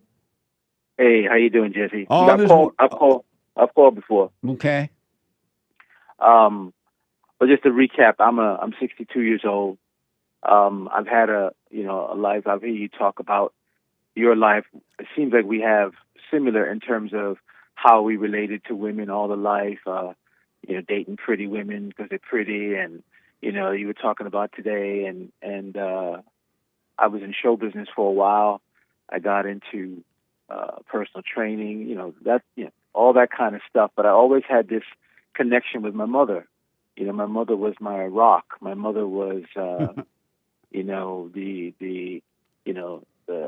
or so I thought at that particular time. I raised to think that your mother is can do no wrong, even though she could be very, very cruel and mean and say certain things, and she tried to divide me from my father. They separated when I was very, very young, and she wanted me to hate my father. And as I got older and I saw that I was very confused, and I went to therapy, I learned things like narcissism, which is. I began working on myself, but it wasn't until I came to your show that you kind of put things together for me. My life fell apart about 10 years ago, and I moved back home with my mother, and actually a little over 10 years ago. And, then I had avoided my family most of my life. I had left home when I went to college, and other than short sprints when I came back, before if I needed a place, while I found an apartment in the city. I lived in Manhattan for many years, and then I lived in LA for 12 years. But my mother was always my rock. Even if we didn't understand each other, she made very good money. She could support me if I needed it. She was very generous. And so I never really had to fear anything in life because I knew my mother had my back, right? When I started listening to your show, of course, a couple of years ago, she became ill and I became her caretaker. Okay. Oh, Lord. And I became her full-time caretaker. Oh, Lord. And she became very sick, and I was here, and I was trained in my art. I was a chef and things like that. So, she had cancer, and so I felt, the honest truth is, and I'm being very honest here. I know I'm beta. I know I didn't feel that I could, handle myself in life very well. Yeah. And so I took the easier way out. And then when I moved back home, and though I was taking care of her, I always had a place. And she had retired at that particular point. She's 90 years old. And then I did the forgiveness. I forgave her. She got into a big argument, or tried to, when I forgave her. And after I forgave her, of course, she would say, I ain't got nothing to be forgiven for. Nigga, you little nigga, you and your daddy, the two black niggas, y'all niggas is the one need to be forgiven. I'm working hard out here. You two niggas ain't worth shit. She could say very nasty things, out there screwing white women. That's what you love to do. You love white women. Because I never didn't get along with white people. I always got along with everybody. In fact, the truth be told, it's black people that I never got along with. Yep. Because absolutely because I was pretty, I had pretty hair and features and stuff like that, and I'm growing up and I'm loving Prince and Michael Jackson and all that stuff, and my black people were more cruel, and when I was growing up, than black people are cruel.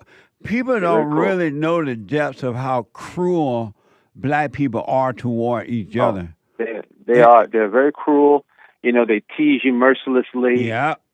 You never get a ground where you feel like you're supported, unless you embrace all of the anger and you sit around and gossip and talk about people like they do, which I never was a fan of. I got into martial arts when I was very young, and I think God had a hand on me in terms of I was more drawn to the Buddhist faith and the Taoism than I was Christian, because Christian church people were crazy to me. I mean, Yeah. they were insanely rude.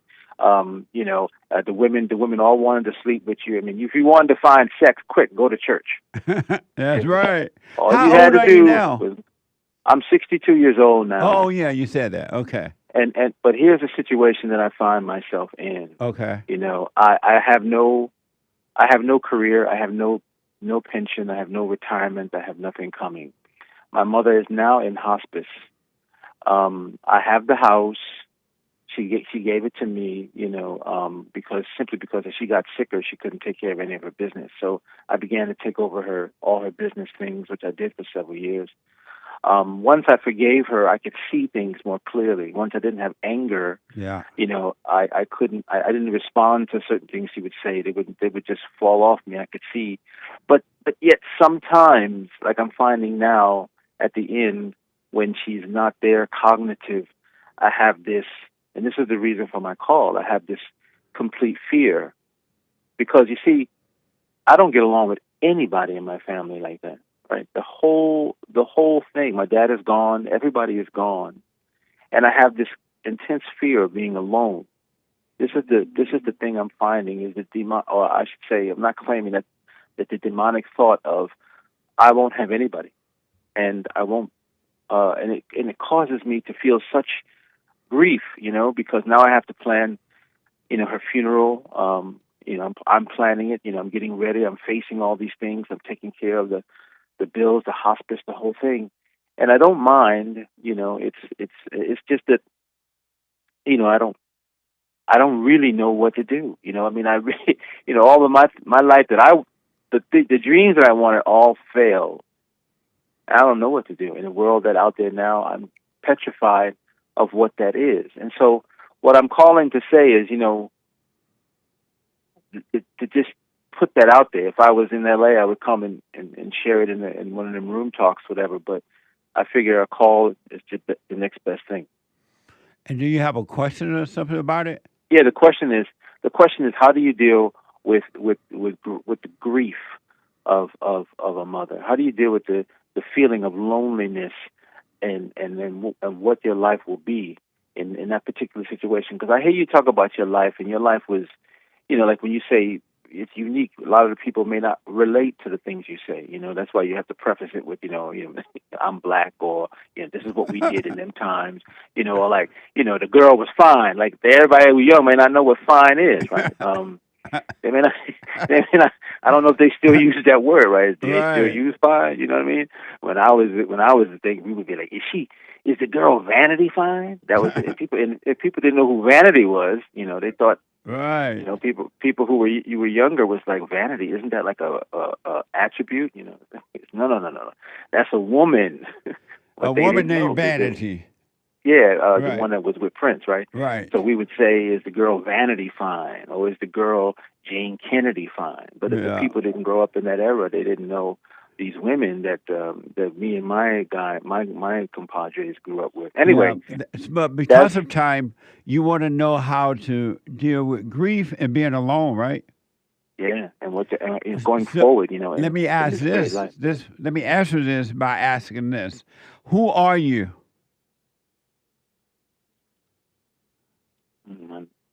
I want to answer the question, but I'm not quite sure I understand it. Like what context? Like human, man.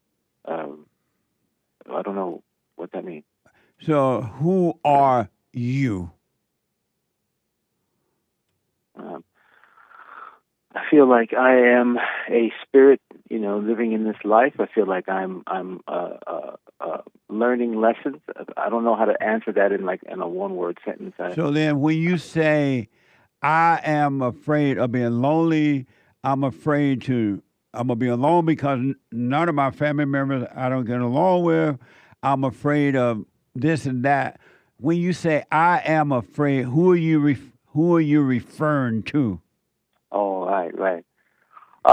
Well, I guess I'm referring to those thoughts. Those are thoughts. Absolutely. Why are you calling those thoughts you? Yeah, habit. Absolutely. Unconscious habit. What would happen if you never call those thoughts you, or you never identify with the feelings or the thoughts or the feelings, and you never said, I am lonely, I am afraid, I am this, what would happen if you stopped thinking of you? Well, right when you said it, it felt like, well, that would end that right there because because that's the emotional tie. That's the thing that brings the tears, you know. So what would happen if you stopped doing that?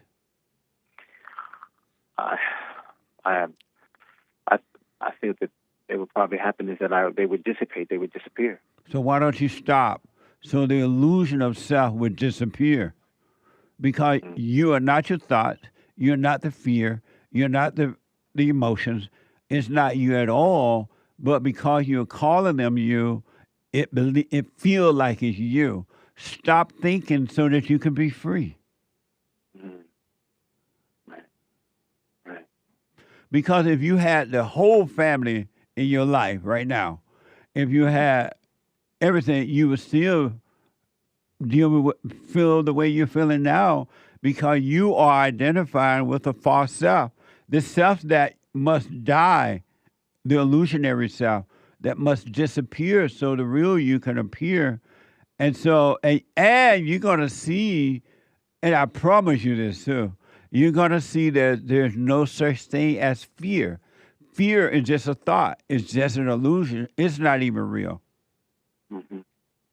Right. And so, I haven't listened a lot lately because, like I said, I've been taking care of my mom. But I remember watching one where you were talking about at the actual work of that, like when you wake up in the day, when you say stick with it, stick with it, stick with it. What is that like when you're going out in the day? Thoughts come, right? You're getting all these things. What do you begin to say to them? Like, okay, so I'm going out in the day. Nothing. Okay. You just watch them, have no communication with them at all. That's what they want. They need a reaction from you, a so-called good or bad reaction, so that they can stay alive in you. But you go about your day. Let's say you're going over to see your crazy mama at a hospital somewhere, and the thoughts are telling you all these things about her and what's going to happen. You just watch those thoughts, go and face her, but don't respond to any thoughts or feelings that's in you. Be aware of them, but do nothing about them, and they will be taken away. You would die from them. They would disappear, and you will have perfect peace. Okay. Yeah. Okay. But you got to stop calling it you. The real you, Henry, does not have fear. The real you has perfect peace, but this false you is where the illusion of fear comes from. It's not real. And it's so funny because when you're asking, I have all these questions coming up, but all the questions are based upon those thoughts. Yes. Absolutely. So they're trying to defend themselves through my questions, right? It's like, but what about, but what about? Absolutely. Yeah. They want to keep you in time where evil lives, rather than they don't want you to be present. Know where you are and what you're doing at all time, because that's what life is. That's what God is. That's what the kingdom of heaven is always right here, right now.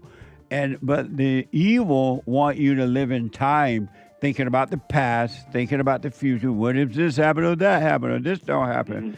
It want you in fear. So it doesn't want you to even hear what I'm saying now, because it knows that if you ever get a glimpse of the truth, they're going to have to leave you. Right. Understood, brother. Understood. Wow. Hold on, man. Hold on. I got to take a break. One more hour to go. Back in a moment. Hate news. Hold on, Henry. I believe you might go down in history as one of the greatest, if not the greatest, black man that ever lived on planet Earth, as far as I'm concerned. I don't know anybody before you that's been that great.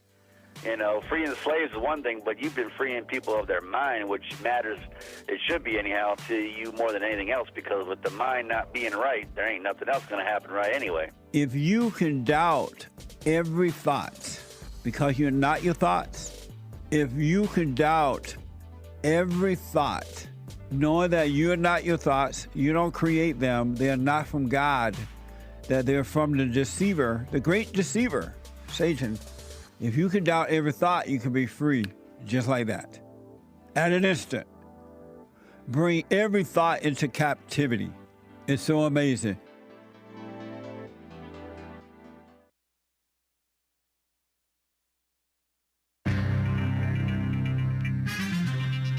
all kinds of mess going on in this old here world, but there's some cleanup as well. Trump pardons, or he announced a pardon for Henry Cuellar, whatever, Cuellar, a Democrat who was not for the open borders in the Biden-Obama Part 3 administration went after him, and Trump pardoned him and his wife because it was targeting, alleges Trump. And that's all you need. Right on. And Sabrina Carpenter, that singer gal, she's all mad because the White House, or, there's some social media people in the Trump administration who are putting out these fancy songs and memes and things, and they don't like it because they're doing deportations and it's racist or inhumane or something dumb like that, right? What a mess. This is the end of hour 2 already of the Jesse Lee Peterson Show. It's been 2 beautiful hours of black excellence, and it will continue into the 3rd hour, into Manhood Hour. Hang tight, callers. JLP will be right back to your calls. We'll get to more of your super chats. We do see them coming in, and it is Hake news, not fake news. Whether you're young or old or young, you can call in. There is one line open. Those of you who are not already on hold or who have not already called in once today, 1 call per show per day, all right? 1 call per show per day.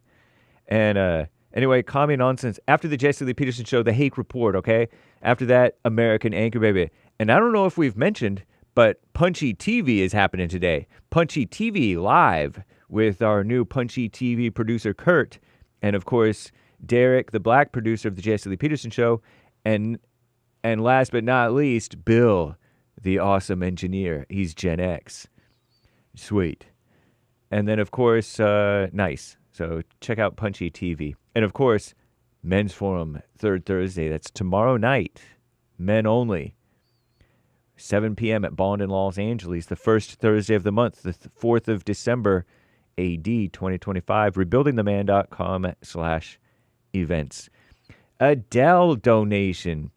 Not Adele, but Dell. Michael and Susan Dell of Dell Technologies announced they're donating $6.25 billion with a B to fund dollars, that is, to fund investment accounts for at least 25 million American children. The enormous pledge will go toward funding Trump accounts, an initiative set to launch in 2026 that would provide parents of newborns with $1,000 to invest on behalf of their child's future. Treasury Department set to deposit $1,000 into the account of every eligible U.S. citizen child born January 2025 through December 1st, 2028. The Dell's charitable gift will go toward children ages 10 and under, born before the cutoff for the Treasury's funding. Nice, I guess. And glucose monitors, millions of glucose monitors from the Abbott Diabetes Care are providing users with incorrect readings, according to the FDA, in an alert on Tuesday. That was yesterday. Error has been linked with at least 7 deaths, allegedly, more than 700 serious injuries worldwide. If undetected, incorrectly low glucose readings over an extended period may lead to wrong treatment decisions for people living with diabetes, is the phrase, the liberal phrase nowadays. Diabetics. Such as excessive carbohydrate intake or skipping or delaying insulin doses. So said the FDA. Abbott Diabetes Care, warned that about 3 million of their products are impacted. They just don't make quality stuff anymore these days. Is it the people? Patients can visit freestylecheck.com to see if their sensors are affected and get a replacement for free. AT&T is committing to ending their DEI, diversity, equity, and inclusion programs. Nice. And like I told you, oh, by the way, the Chinese space mission, it ended in a crash. They wanted to have their booster land, but their reusable booster land, like Elon Musk's SpaceX boosters land, their rocket thingamajigger things, during its historic first orbital test. But it's a challenge, and it crashed. It's no big deal in my opinion. Elon's stuff crashes too sometimes. I'm James Hake, now back to JLP. Hour 3.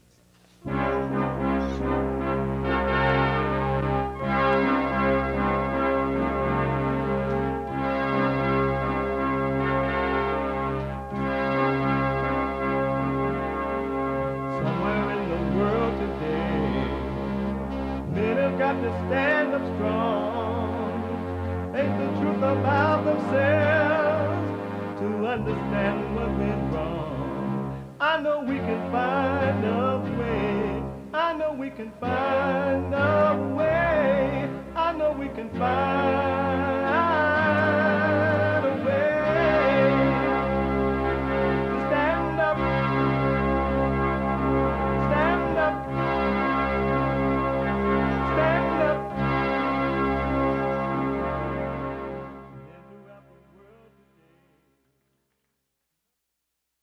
Uniting the races with truth instead of dividing them with lies.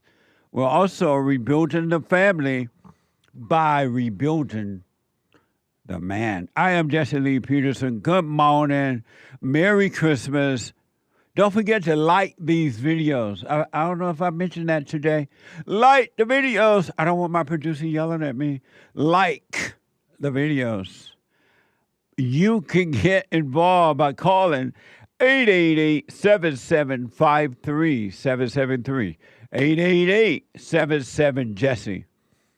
And my biblical question, a doozy, for those who want to know themselves and overcome the fallen state. You can. You don't have to be you any longer. Are you affected by words? If so, why? If not, why not?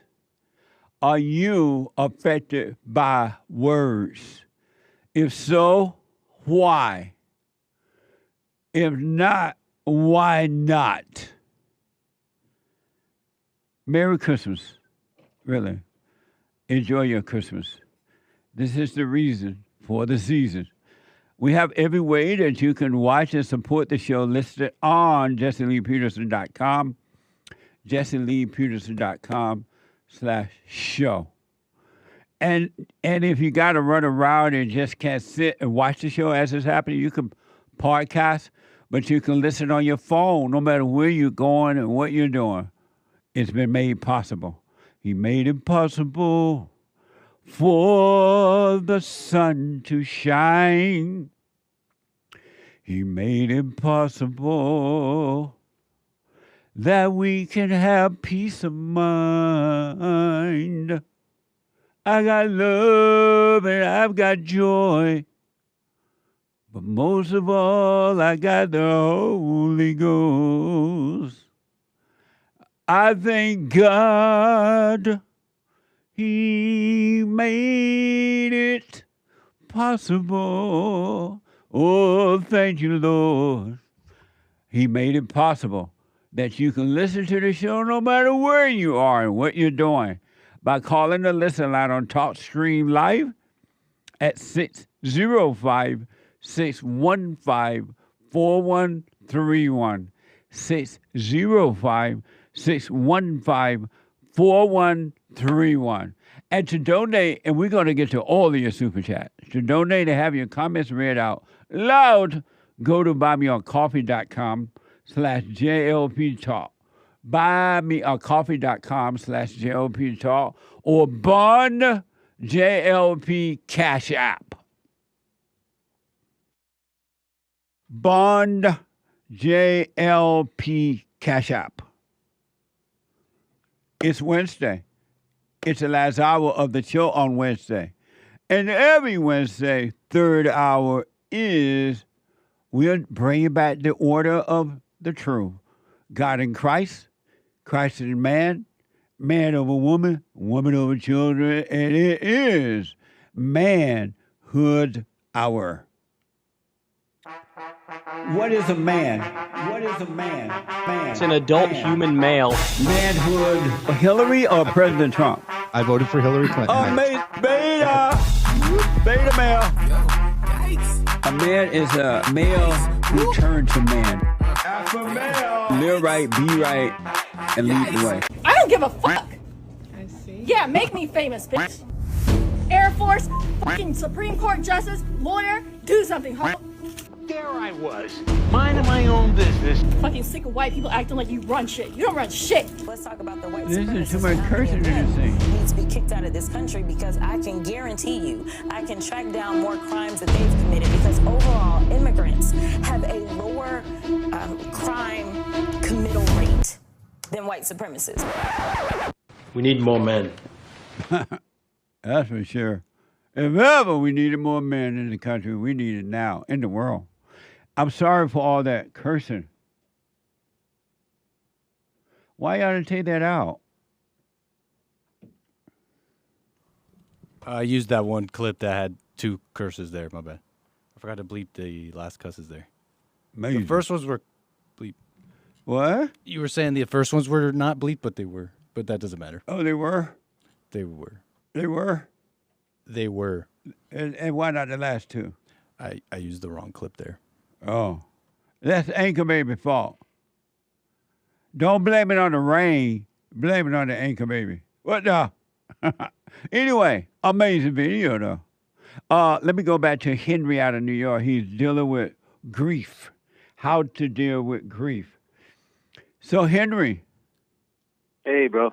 So, listen, before we get started, don't sing no more, brother. Don't do that. Don't sing no more. I got joy. Don't sing no more. I almost hung up the phone, Jesse. Don't be jealous. I almost hung up the phone. It took my thoughts back. Hey, damn. He ain't no Sam Cooke, that's for sure.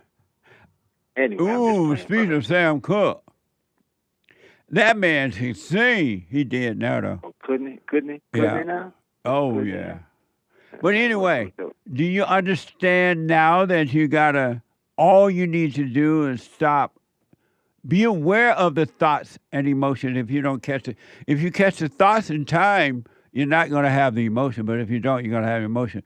Do you understand you got to just be aware of them but not call them you? Yes, I do. I understand that well. And while we were on break, I'm thinking about that and remembering, how, like, I understand that with these big thoughts, these big fears that I share with you in the show today. But I remember you saying on the show, all thoughts are all lies all the time. I believe that's how it goes, right? So then I thought about, man, how ominous that is. I mean, I also heard one show where you talk about, how difficult it was for you and how you went, and I can feel it in me now. How many thoughts are from the devil that I hold? Yes. Like the difference between the thoughts of like what my tasks of the day are, as opposed to all these thoughts and angers about a million different things. And so my mind was almost getting fried. Just so my question was, when I was thinking about it, do you recommend like a journal or something? I mean, what is it that everyone is doing? Do nothing. Do nothing. Okay. Do nothing but be aware. And it's the awareness that will destroy the darkness. The light, which is awareness, which is the spirit of truth, will destroy the darkness, the thought, which are evil, and of their father, the devil. So stop obeying them, stop communicating with them, stop calling them you, stop reacting to them, and just be aware. That's all you need to do. And then go about your day, whatever you're doing around the house, or you got to go, but be aware and you will die from them daily. That's what Christ meant, the truth meant when it says that your thoughts are not my thoughts, my ways are not your ways. It's all an illusion. It's of darkness and not of the light. Mm-hmm. Understood. And I can see when you're talking with people and people are getting drawn into anger, I'm now seeing how that anger is a part of those thoughts, especially in this climate where I have built up a thing where it's me against them, right? I voted for Trump. I loved Trump. I grew up in New York City. I met Trump. I dug the guy. I thought he should run for president 30 years ago. The Great White Hope. The Great White Hope. But I'm now beginning to see how that division, when I look at people and I'm judging them who did not vote for Trump. I'm judging people who believe in Obama I'm judging people that are gay. I'm judging people that are all the things that I feel are contributing to the downgrade of society. I'm judging them. Playing God. And as long as you judge yourself and others, you will never know God.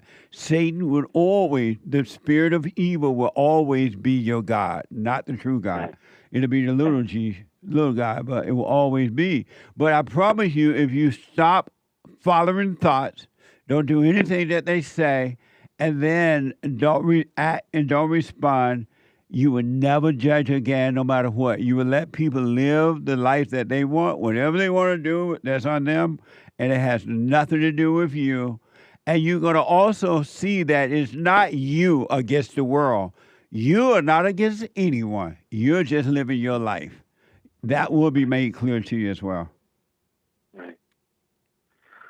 Wow. All right, brother. I'm glad I called in, you know. Really, I mean, are you doing the silent prayer every morning and night?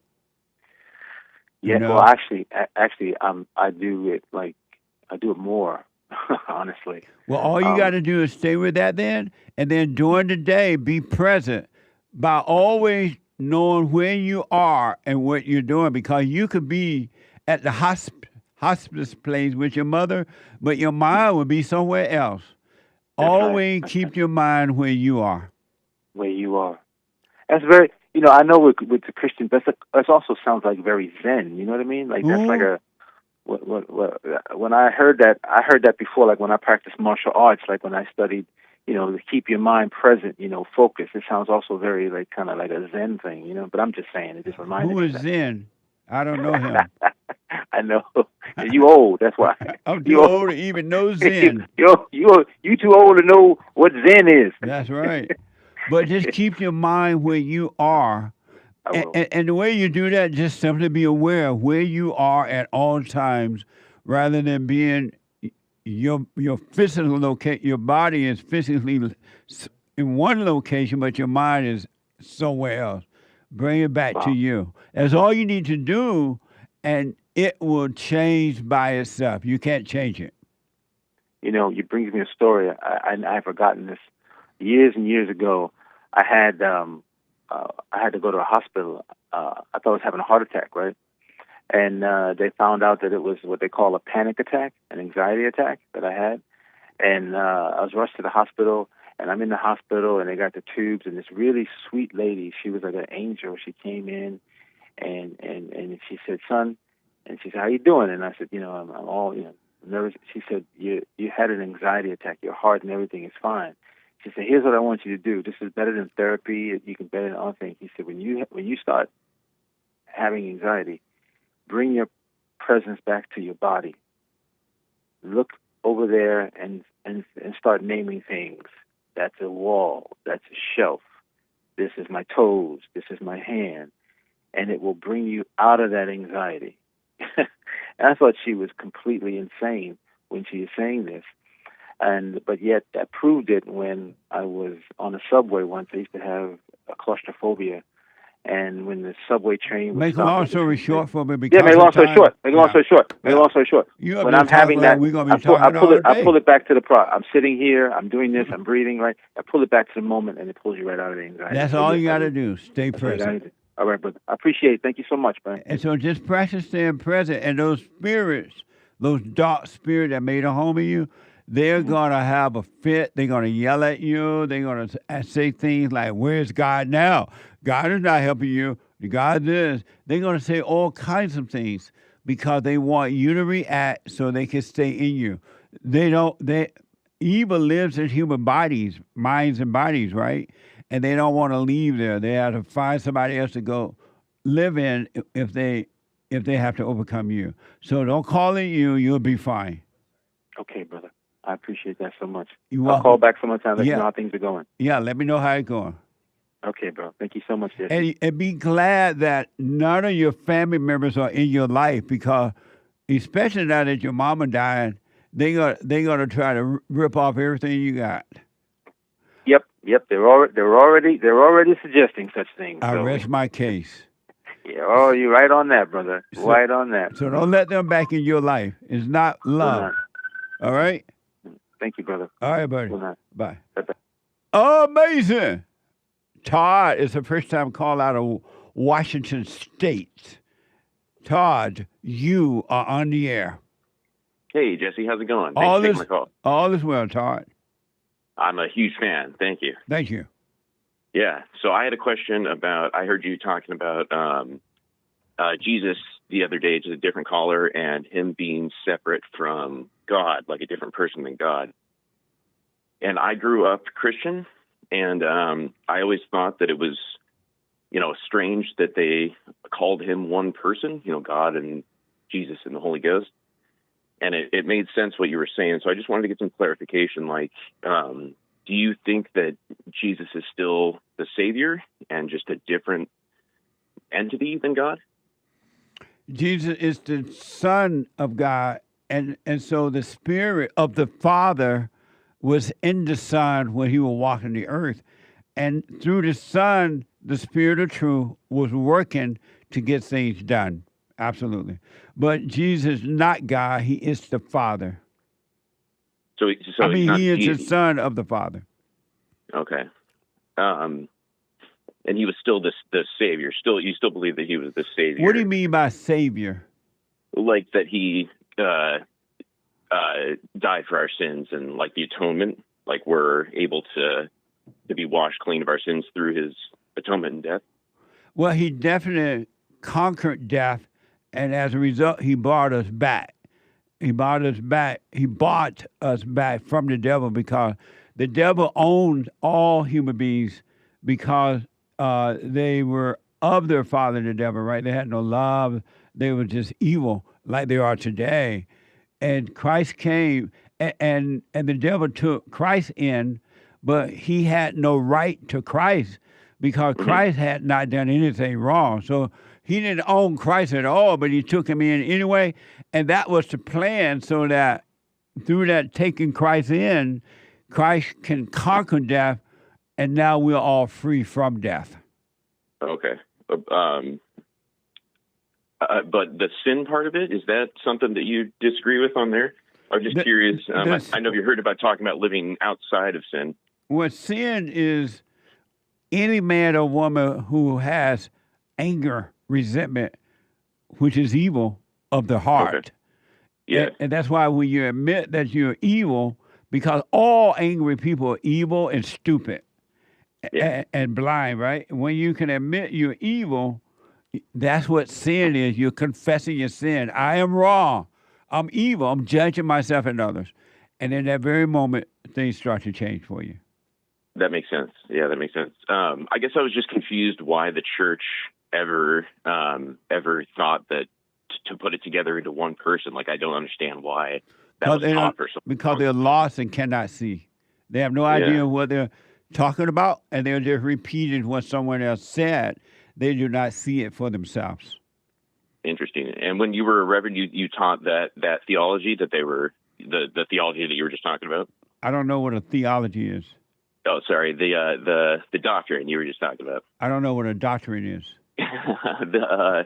Basically whatever you were just saying, the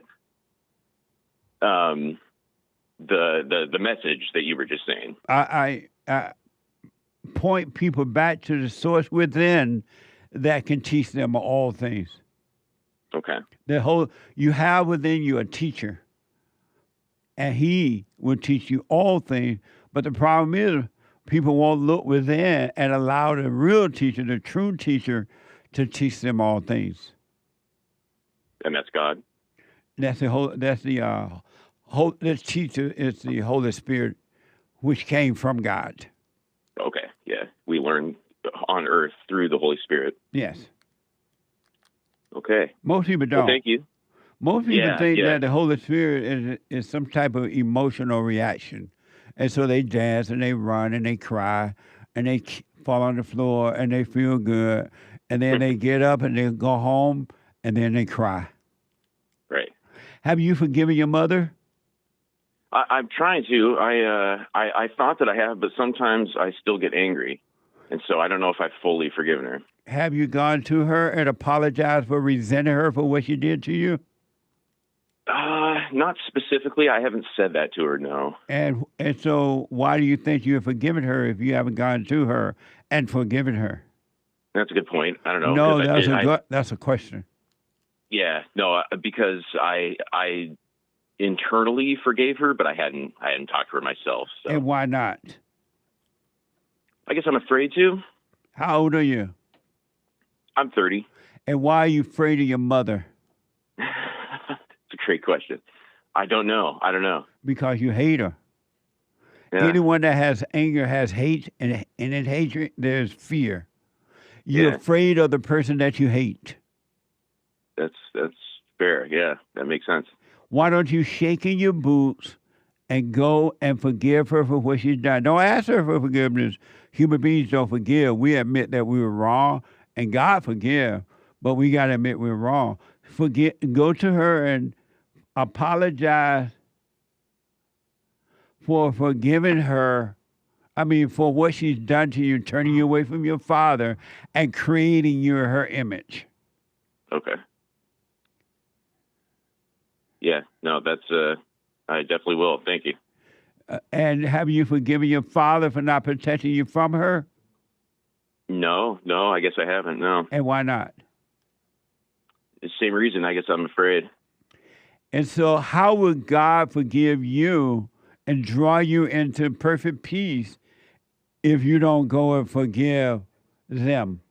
Yeah, you're right. He can't. Yep. And did you believe that Jesus was God at one point? Yeah. Why did you believe that? Well, I was taught that, and, it never really made sense to me, but it was just what I was taught in the church. Yeah. What good has it done you to believe that? None. Yeah, none. I haven't had any positive or negative from that belief, but I have had positives from believing in Christ as my Savior. You don't believe in Christ. You believe about Christ, but you don't believe in Christ. What do you mean? Why do you think you believe in Christ? Well, I believe that he died for our sins and was resurrected. So you believe about him. Why do you think you believe in him? Well, I believe that he can save us from sin. So you believe about him. Why do you think you believe in him? I guess I'm not sure. I think that he was a real person and that he existed. I'm not sure. You believe about him. Why do you say you believe in him? I'm not sure. Isn't that amazing? Yeah, it is. Amazing. Amazing. Believing about Christ is just a belief about Christ. And a belief about Christ would never cause you to believe in him. A belief about God is just a belief about God. And to believe about God and Christ is keeping you away from them, from knowing them. You got to let go of all belief. Interesting. Okay. You got to stop believing or thinking about God or Christ. Thinking about them is keeping you away from them. Okay. How do I get closer to them then? That seems kind of counterintuitive. What? That seems backwards. How do I get closer to God and Christ then? Have you gotten close to them by thinking about them? I guess not, no. Stop thinking then. And see what happens. Okay. Thinking about them has not worked. You still fear your mother. You're afraid of your father. You're afraid of women. You cry at night. You get lonely. But yet you believe in it about God and Christ. And it's doing you no good. Yeah, it's a good point. Why don't you stop thinking about them? What would happen if you stopped thinking about them? I'm not sure. It would help me be less fearful. Why don't you stop thinking and find out? Okay. Well, thank you. Are you doing the silent prayer morning and night? No, I'm not sure. So I haven't heard it tell yet. her, how you going to get better if you don't start working on yourself? Yeah, no, I'd like to. I just I don't want to work in the wrong direction. Right, I understand. Yeah. Well, go do the silent prayer, rebuildingtheman.com/silent prayer, morning and night, and practice during the day to be aware. Rebuildingtheman.com/silent prayer. Go shaking in your boots and forgive your mother. Mother, I'm sorry for resenting you. You turned me away from my father. You imposed your will on me. I realize now you couldn't help yourself. You were wrong, but I know you can help it. That doesn't mean you got to hang out with her. Don't let her come live with you or anything, but just don't resent it. And that's what it means to honor your parents. It's not to resent your parents. Don't be angry at them. They could not help themselves. Okay. And forgive your father. You can ask your father, why do you protect me from my mother?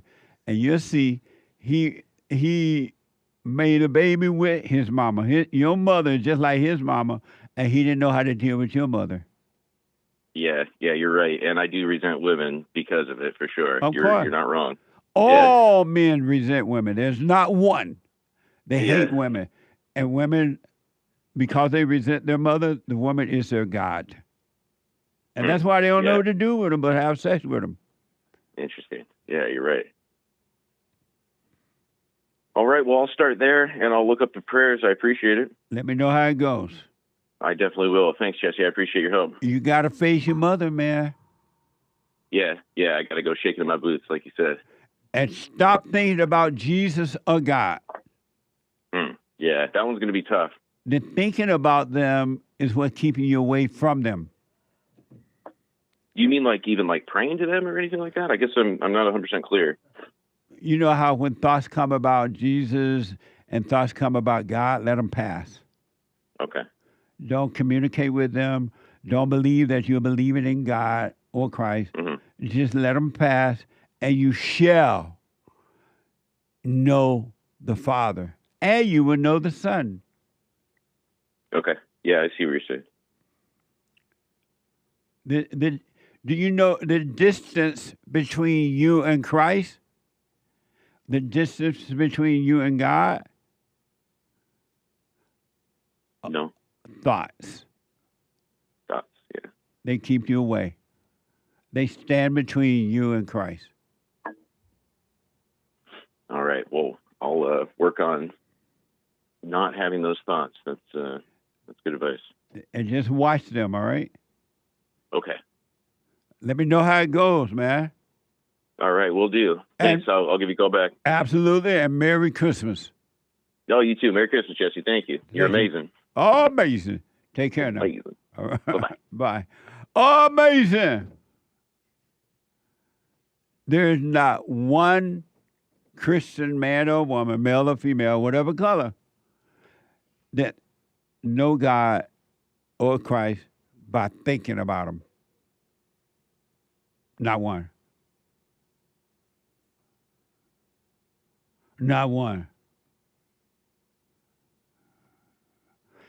Before I go back to the call, it is Manhood Hour. And I want to know, and then I get to your calls and super chats here. I want to know,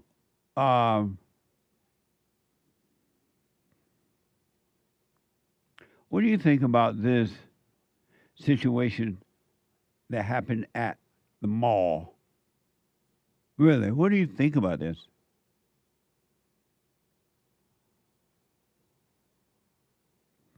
This is from Grok. Is that right, Grok? Oh, I gotta do a break right now. What the treasure? When I do the break, I'll come back and get to. I'm gonna show you this and then your calls, but we're gonna move as many calls as possible. The treasure chest is now open on DLive and scratch off on Pules.net. And I'm gonna get to your super chats and everything right after this break.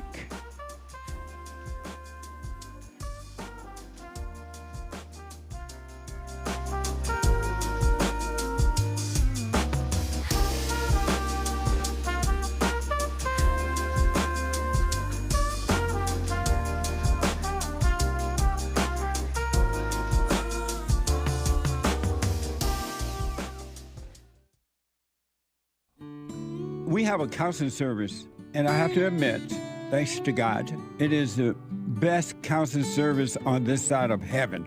I counsel with men and women, families, individuals around the world. Most people are unhappy, they're miserable, they have rough lives, they're depressed, suicidal, young and old, of all races. I understand, I know why, and I do understand it. Because exactly what's happening in me is happening with everybody outside of me, inside of them. And I've noticed that with those who really, really, really want to understand, they overcome it just like that, out of one counseling session. If you need counseling, you can go to rebuildingaman.com or call 800-411-2663. 800-411-BOND. Best counseling service on this side of heaven.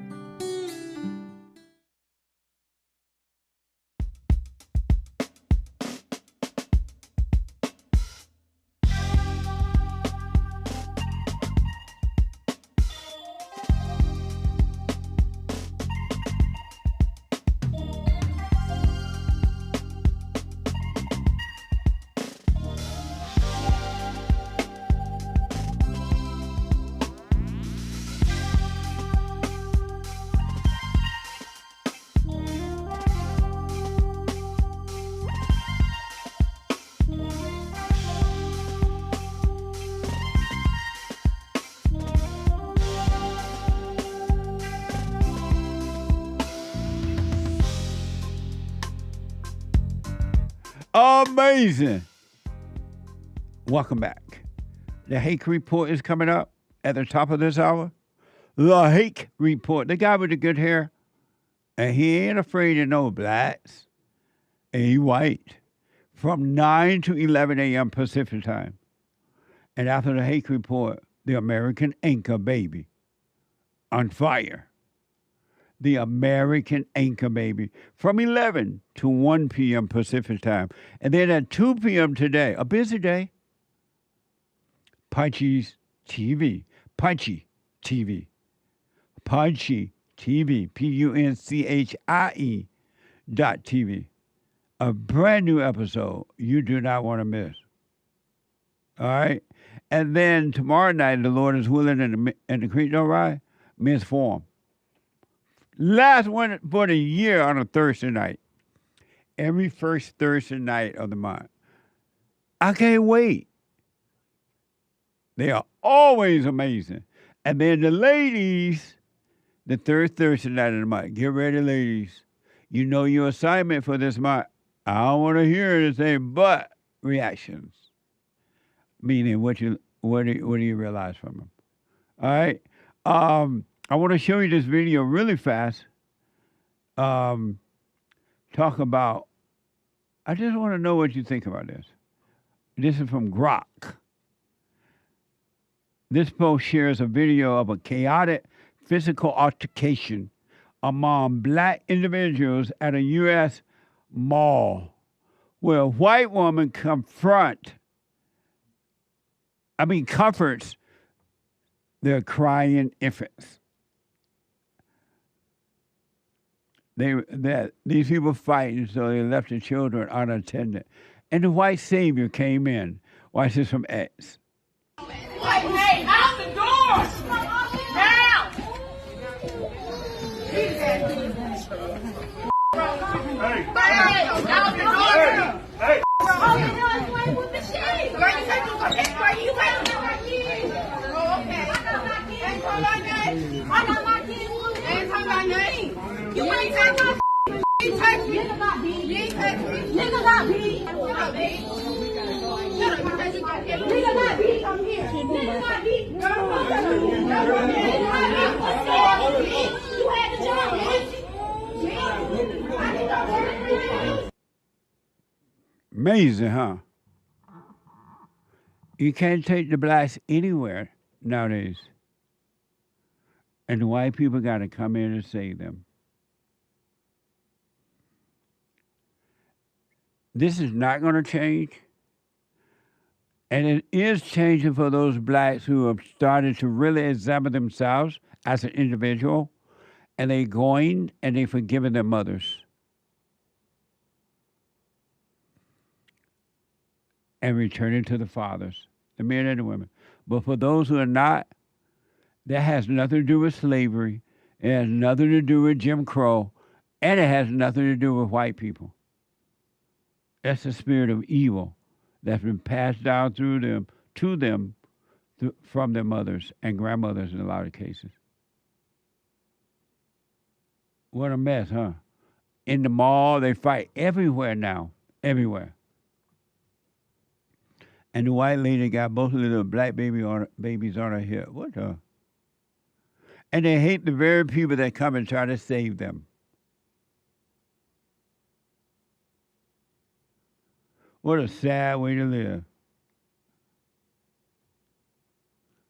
Grok is also reporting another viral video shows a black female, it says woman, but female, questioning the lack of black Santa Claus decoration in stores like Walmart and Hobby Lobby, framing it as a DEI oversight during early holiday shopping on December 1, 2025. Watch this from X. I got a bone to pick this year because I done went to Michael's, Hobby Lobby, and Walmart today, and I have not seen one black Santa.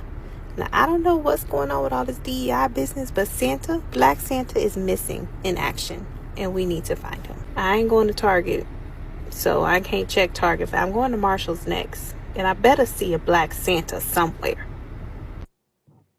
What a heifer. If you want a black Santa, put him up in your house. Nobody is required to have a so-called black Santa. Santa Claus is white, lady. A fat white guy from the North Pole or the South Pole. He ain't black. If you want your black Santa Claus, buy you one and put them up at your house. You cannot go to these stores and judge them because they're not into your DEI mess. They're not in your DEI mess.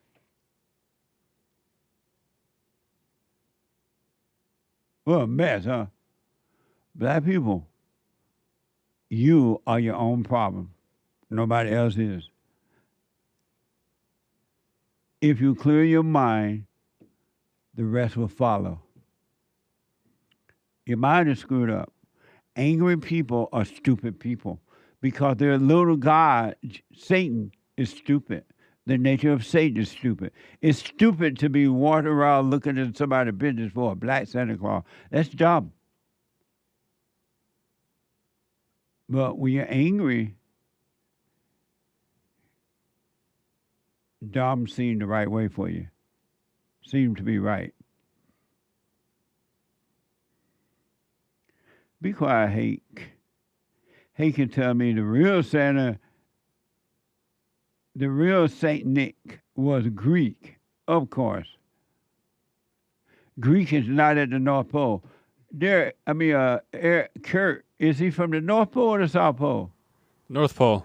The real Santa Claus did not come from Greece, James. He came from the North Pole. This is Manhood Hour. I want to show you what a real man is. I want to show you what a real man is. Watch this from New York Times.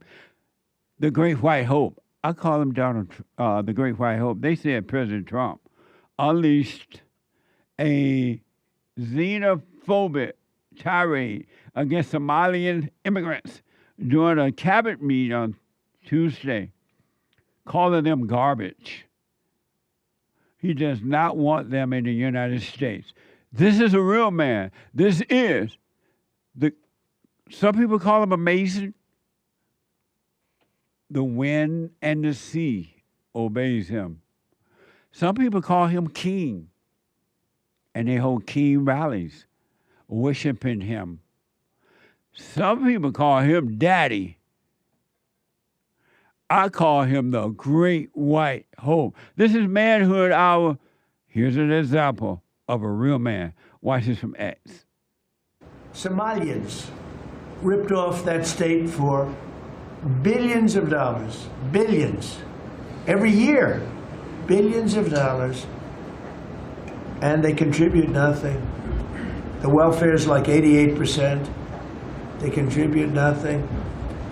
I don't want them in our country, I'll be honest with you. Okay? Somebody would say, oh, that's not politically correct. I don't care. I don't want them in our country. Their country's no good for a reason. Their country stinks, and we don't want them in our country. I could say that about other countries, too. I can say it about other countries, too. We don't want them to hell. We have to rebuild our country. You know, our country's at a tipping point. We could go bad. We're at a tipping point. I don't know if people mind me saying that, but I'm saying it.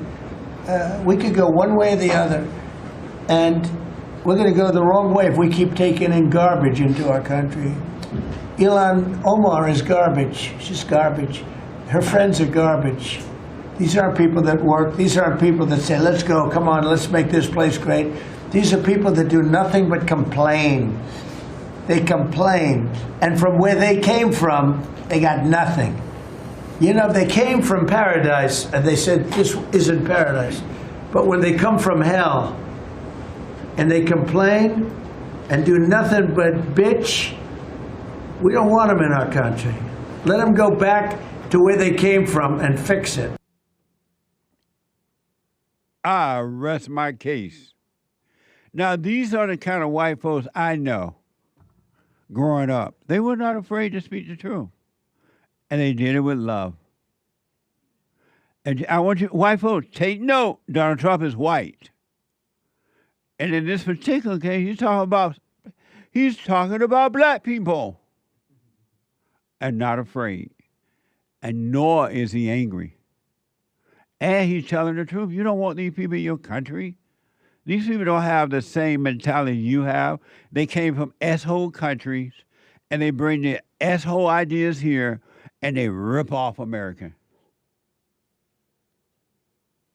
And now if somebody else want to say, oh, you just saying it because they're black and you hate them, let them say and think what they want. They have a right to be wrong, and you have no right to judge them for being wrong, but you should not be afraid. Fear not.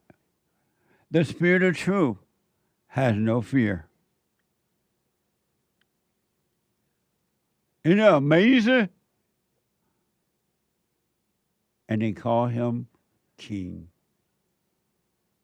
888-7753-773. This is the kind of president we always need for this amazing country. Making America great again. Making America safe again. TWANA is out of Georgia. Georgia on my mind. TWANA, you are on the air. How you doing? All is well. Good. Well, I want to answer your biblical question. Are you affected by words? If so, why? If not, why not? Well, now I'm not affected by words. There was a time I was. And why were you at a time? Well, why was I affected by words at that time? Yes. Well, because I was in my fallen state. I was lost. I didn't. That was taught to us coming up. I'm originally from Alabama, and they would teach us stand up for yourself. You know, I have older parents. You know, well, my parents. Black. I'm black. You know?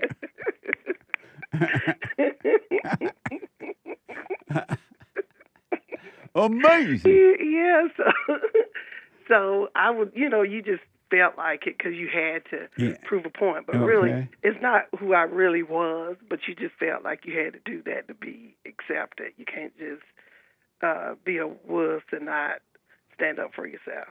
But now I knew that since I started working on myself, I knew that the change was happening without me trying to change myself because my sister-in-law, she's white. She's white. And my brother, he's still beta. But at the same time, he wanted me to do something for him. And I did it for him. But before I did it, I asked him, I said, have you checked with your wife? Because I knew the type of relationship he was in. So he was like, no, I'm good. I said, you sure? So he said, I'm good. So I did it. And then when she found out about it, She called me and she blessed me out. I mean, I'm talking about she blasted me. White people don't know what blessed me out. It means she cursed me out. Right. Okay.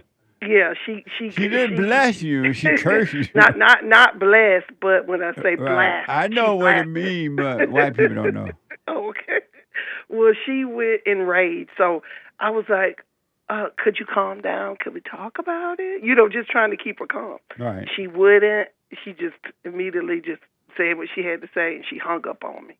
So I knew at that point, I said, okay, working on myself is really working. Because normally, I'm black. I would have went off on her. Did she call you nigger rah-rah? No. Oh, She didn't say that. But even if she would have, yeah. I believe because the things she was saying was so mean, and my brother was trying to calm her down, but she was so combative. I was like, oh my God. I was just loud, but I saw who she was. I didn't see it as her. I just seen the evil spirit in her. Yes. So I was like, yes. okay.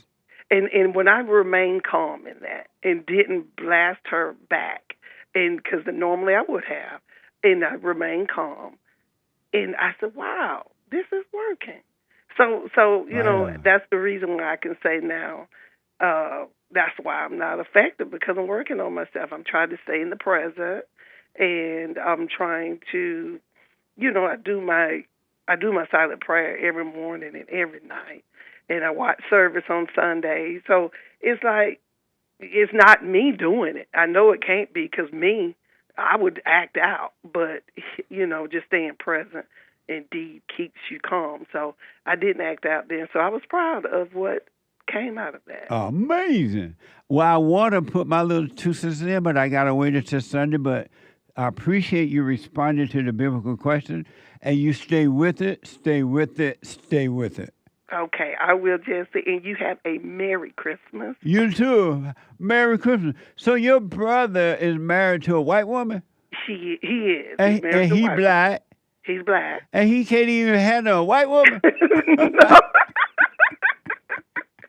You know he made her. What? You know, it let me know. He need to go forgive his mom and his dad. He need to do it in a hurry.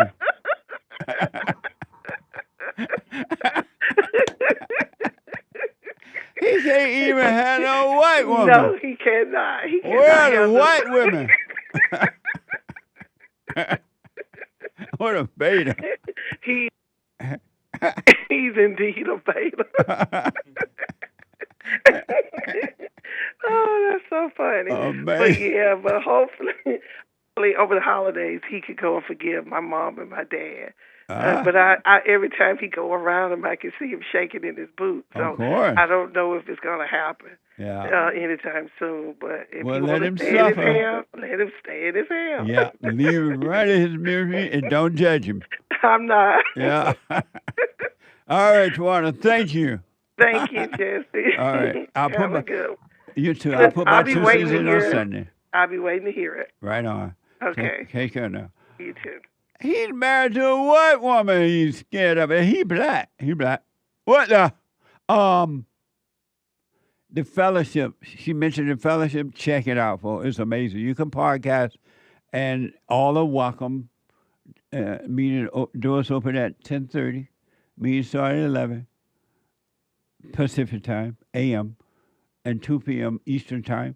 Go to rebuildingtheman.com/church. rebuildingtheman.com/church. Podcast, they are amazing. Amazing. Super chat. Super chats. Skip Log over on YouTube. Crazy will beat you and turn around and beat the army she built against you. Forgive her, 'cause she got the heebie-jeebies from her daddy Satan, says Skip Log. Amazing. I haven't heard that in a long time, heebie-jeebies. It's a good word. Yeah, that's amazing. Thank you. And shout out to Mr. Pink Builds, been a member for 6 months, says, working in the afternoons now, so I be missing JLP Live these days. Love and miss all y'all. Quote, who are you? Unquote, silence. What, Merry Christmas, folks. 07 salute. Merry Christmas. Thank you for your support. And tell that job you want to get back on night shipping so you can come on back home. Amazing. Thank you. Emilio bought a Merry coffee. Christmas, by the way. Yeah. Hey, Jesse and experts, have you heard that in the Dominican Republic they had rejected Islam? The Allahu Akbar people tried to build a mosque, but the people from the country shut it down. What a mess, says Emilio. I did not hear about that, but that's amazing. Nobody want that mess in their country. Allahu Akbar, didn't they? Amazing. Well, thank you. Pow Pow Paula, welcome, JLP show member. Thank you. Amazing. Gregatron says, great calls today. Amazing. Seeking. They want to return to the Father, the men and the women. Amazing. Thank you. Triple Alerter 5000, hello, D Live, scrunch face with tongue sticking out. Crazy, winky face with tongue sticking out. Really crazy face with tongue sticking out. Crooked, sad. Bambi eyes, cringe. Straight face with eyes closed. Straight face and zipped lip. Hello, it's me. I was wondering if we can get together to go over everything. They say the time's supposed to heal ya. I ain't done much healing. Hello. Amazing. Thank you. Thank you. Triple Alerter 5000. Walking Roscoe sent 10 Jesse Lee Peterson gift memberships. Right Very on. nice. Thank you. Walking Roscoe. Walking Roscoe. Walking Roscoe. Thank you. Walking Roscoe. I appreciate it. And shout out to Gregatron, who says, shout out to the white woman for saving that black baby from its black mother. Also, let's use the Black Santa woman for Female Monday. Look like that white woman would have been afraid to pick up those two black babies, put them on her hip with those black people right there fighting, knowing that they ain't white people. What the? And she up there with two black babies on each one of her hips. And a bunch of angry black people right there fighting. Those people would have even turned around and beat her up. What the? She lost her mind.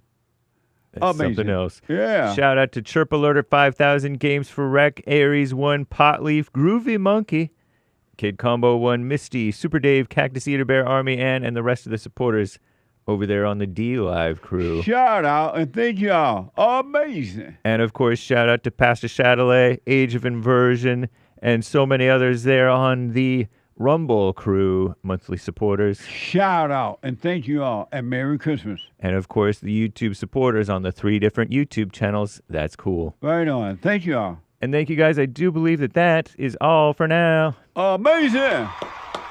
Thank you. Let me go to Craig out of Minnesota. Craig, you are on the air. Merry Christmas, Jesse. Thank you, Craig. Listen, I live just want in to say, Minnesota. That's where the Somalians are, right? yeah, no, that's what I want to talk to you about. What? Listen, the Somalians, the Somalians are hated by both the whites and the blacks in Minnesota. And well, black people hate everybody.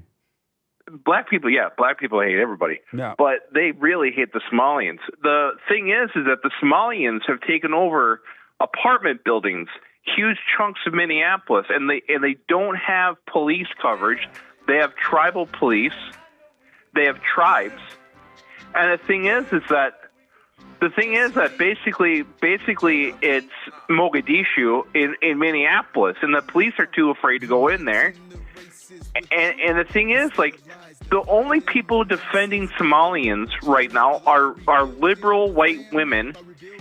And the thing is like, the rest of Minnesota don't want these people. And the thing is like, it's just like, I don't understand. And this is why I listen to you every day, Beta, and just to get myself aligned, because I can't I don't understand how liberals can defend these people. They don't work. They don't learn the language. They're basically promoting Islam, and they have prayer towers and they have mosques everywhere. It's basically an invasion. And I don't think people don't quite understand this, because the liberals have told us that if we don't agree with this, we're racist and we're evil. I gotta hang up, but I gotta tell you, for the folks that don't know, we're talking about this happening in the United States, folks. This is not happening in Somalia. They're taking over your country, and you're afraid of being called racist. Craig, thank you, man, and I really appreciate the input. When you get a chance, call me back on this again. Thanks, buddy. Merry Christmas. Merry Christmas. What a mess. What a mess. My country is gone. Don't worry, the Great White Hope going to ship the Somalians back. You can bank on that. He don't want people in his country. Stealing and carrying on like that. All that mess. So the Hake report is coming up now. And after that, the American Anchor Baby. And after that, a brand new episode of the Fallen State. Punchy. Punchy TV at 2 p.m. Thank you for your support. Thank you, Super Chats and everything. Don't forget to donate. It's the end of the year, tax deductible as well. Brady out of Arizona. William, number 7. Is that a name? His name, number 7? Oh, number 7 out of California. Rick out of Hampton, Virginia. And the call that just dropped. I'm out of time. Tomorrow, if the Lord is willing, is the Creek Don't Rise. Not only is it Bible Thumper Thursday, it is Men's Forum. It's the Men's Forum. Take care, folks. I'll be back tomorrow. The Hake Report is coming now. Get on that straight and narrow. Just stay there. I promise you, if you stay there, you will not be disappointed. Take care now.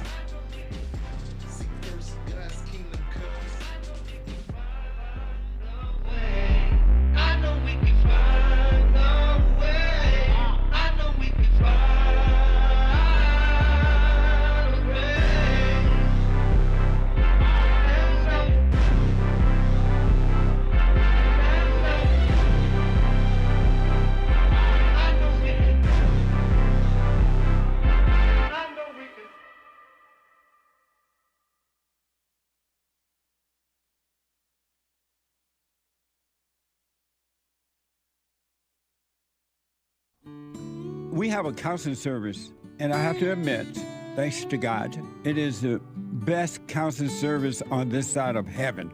I counsel with men and women, families, individuals around the world. Most people are unhappy, they're miserable, they have rough lives, they're depressed, suicidal, young and old, of all races. I understand, I know why, and I do understand it. Because exactly what's happening in me is happening with everybody outside of me, inside of them. And I've noticed that with those who really, really, really want to understand, they overcome it just like that, out of one counseling session.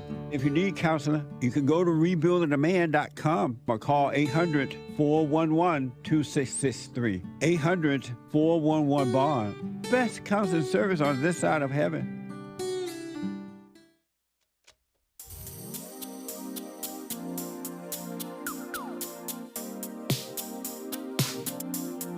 The views, information, thoughts, and opinions expressed during this show are the individual's own and do not represent the views, thoughts, and opinions of the JLP Network or Bond. Their appearance on the program does not imply an endorsement of them or any entity they represent.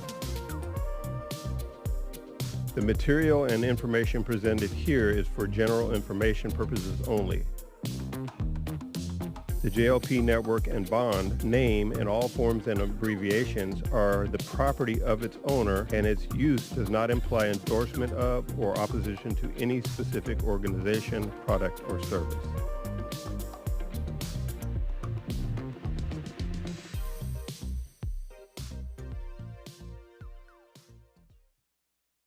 open.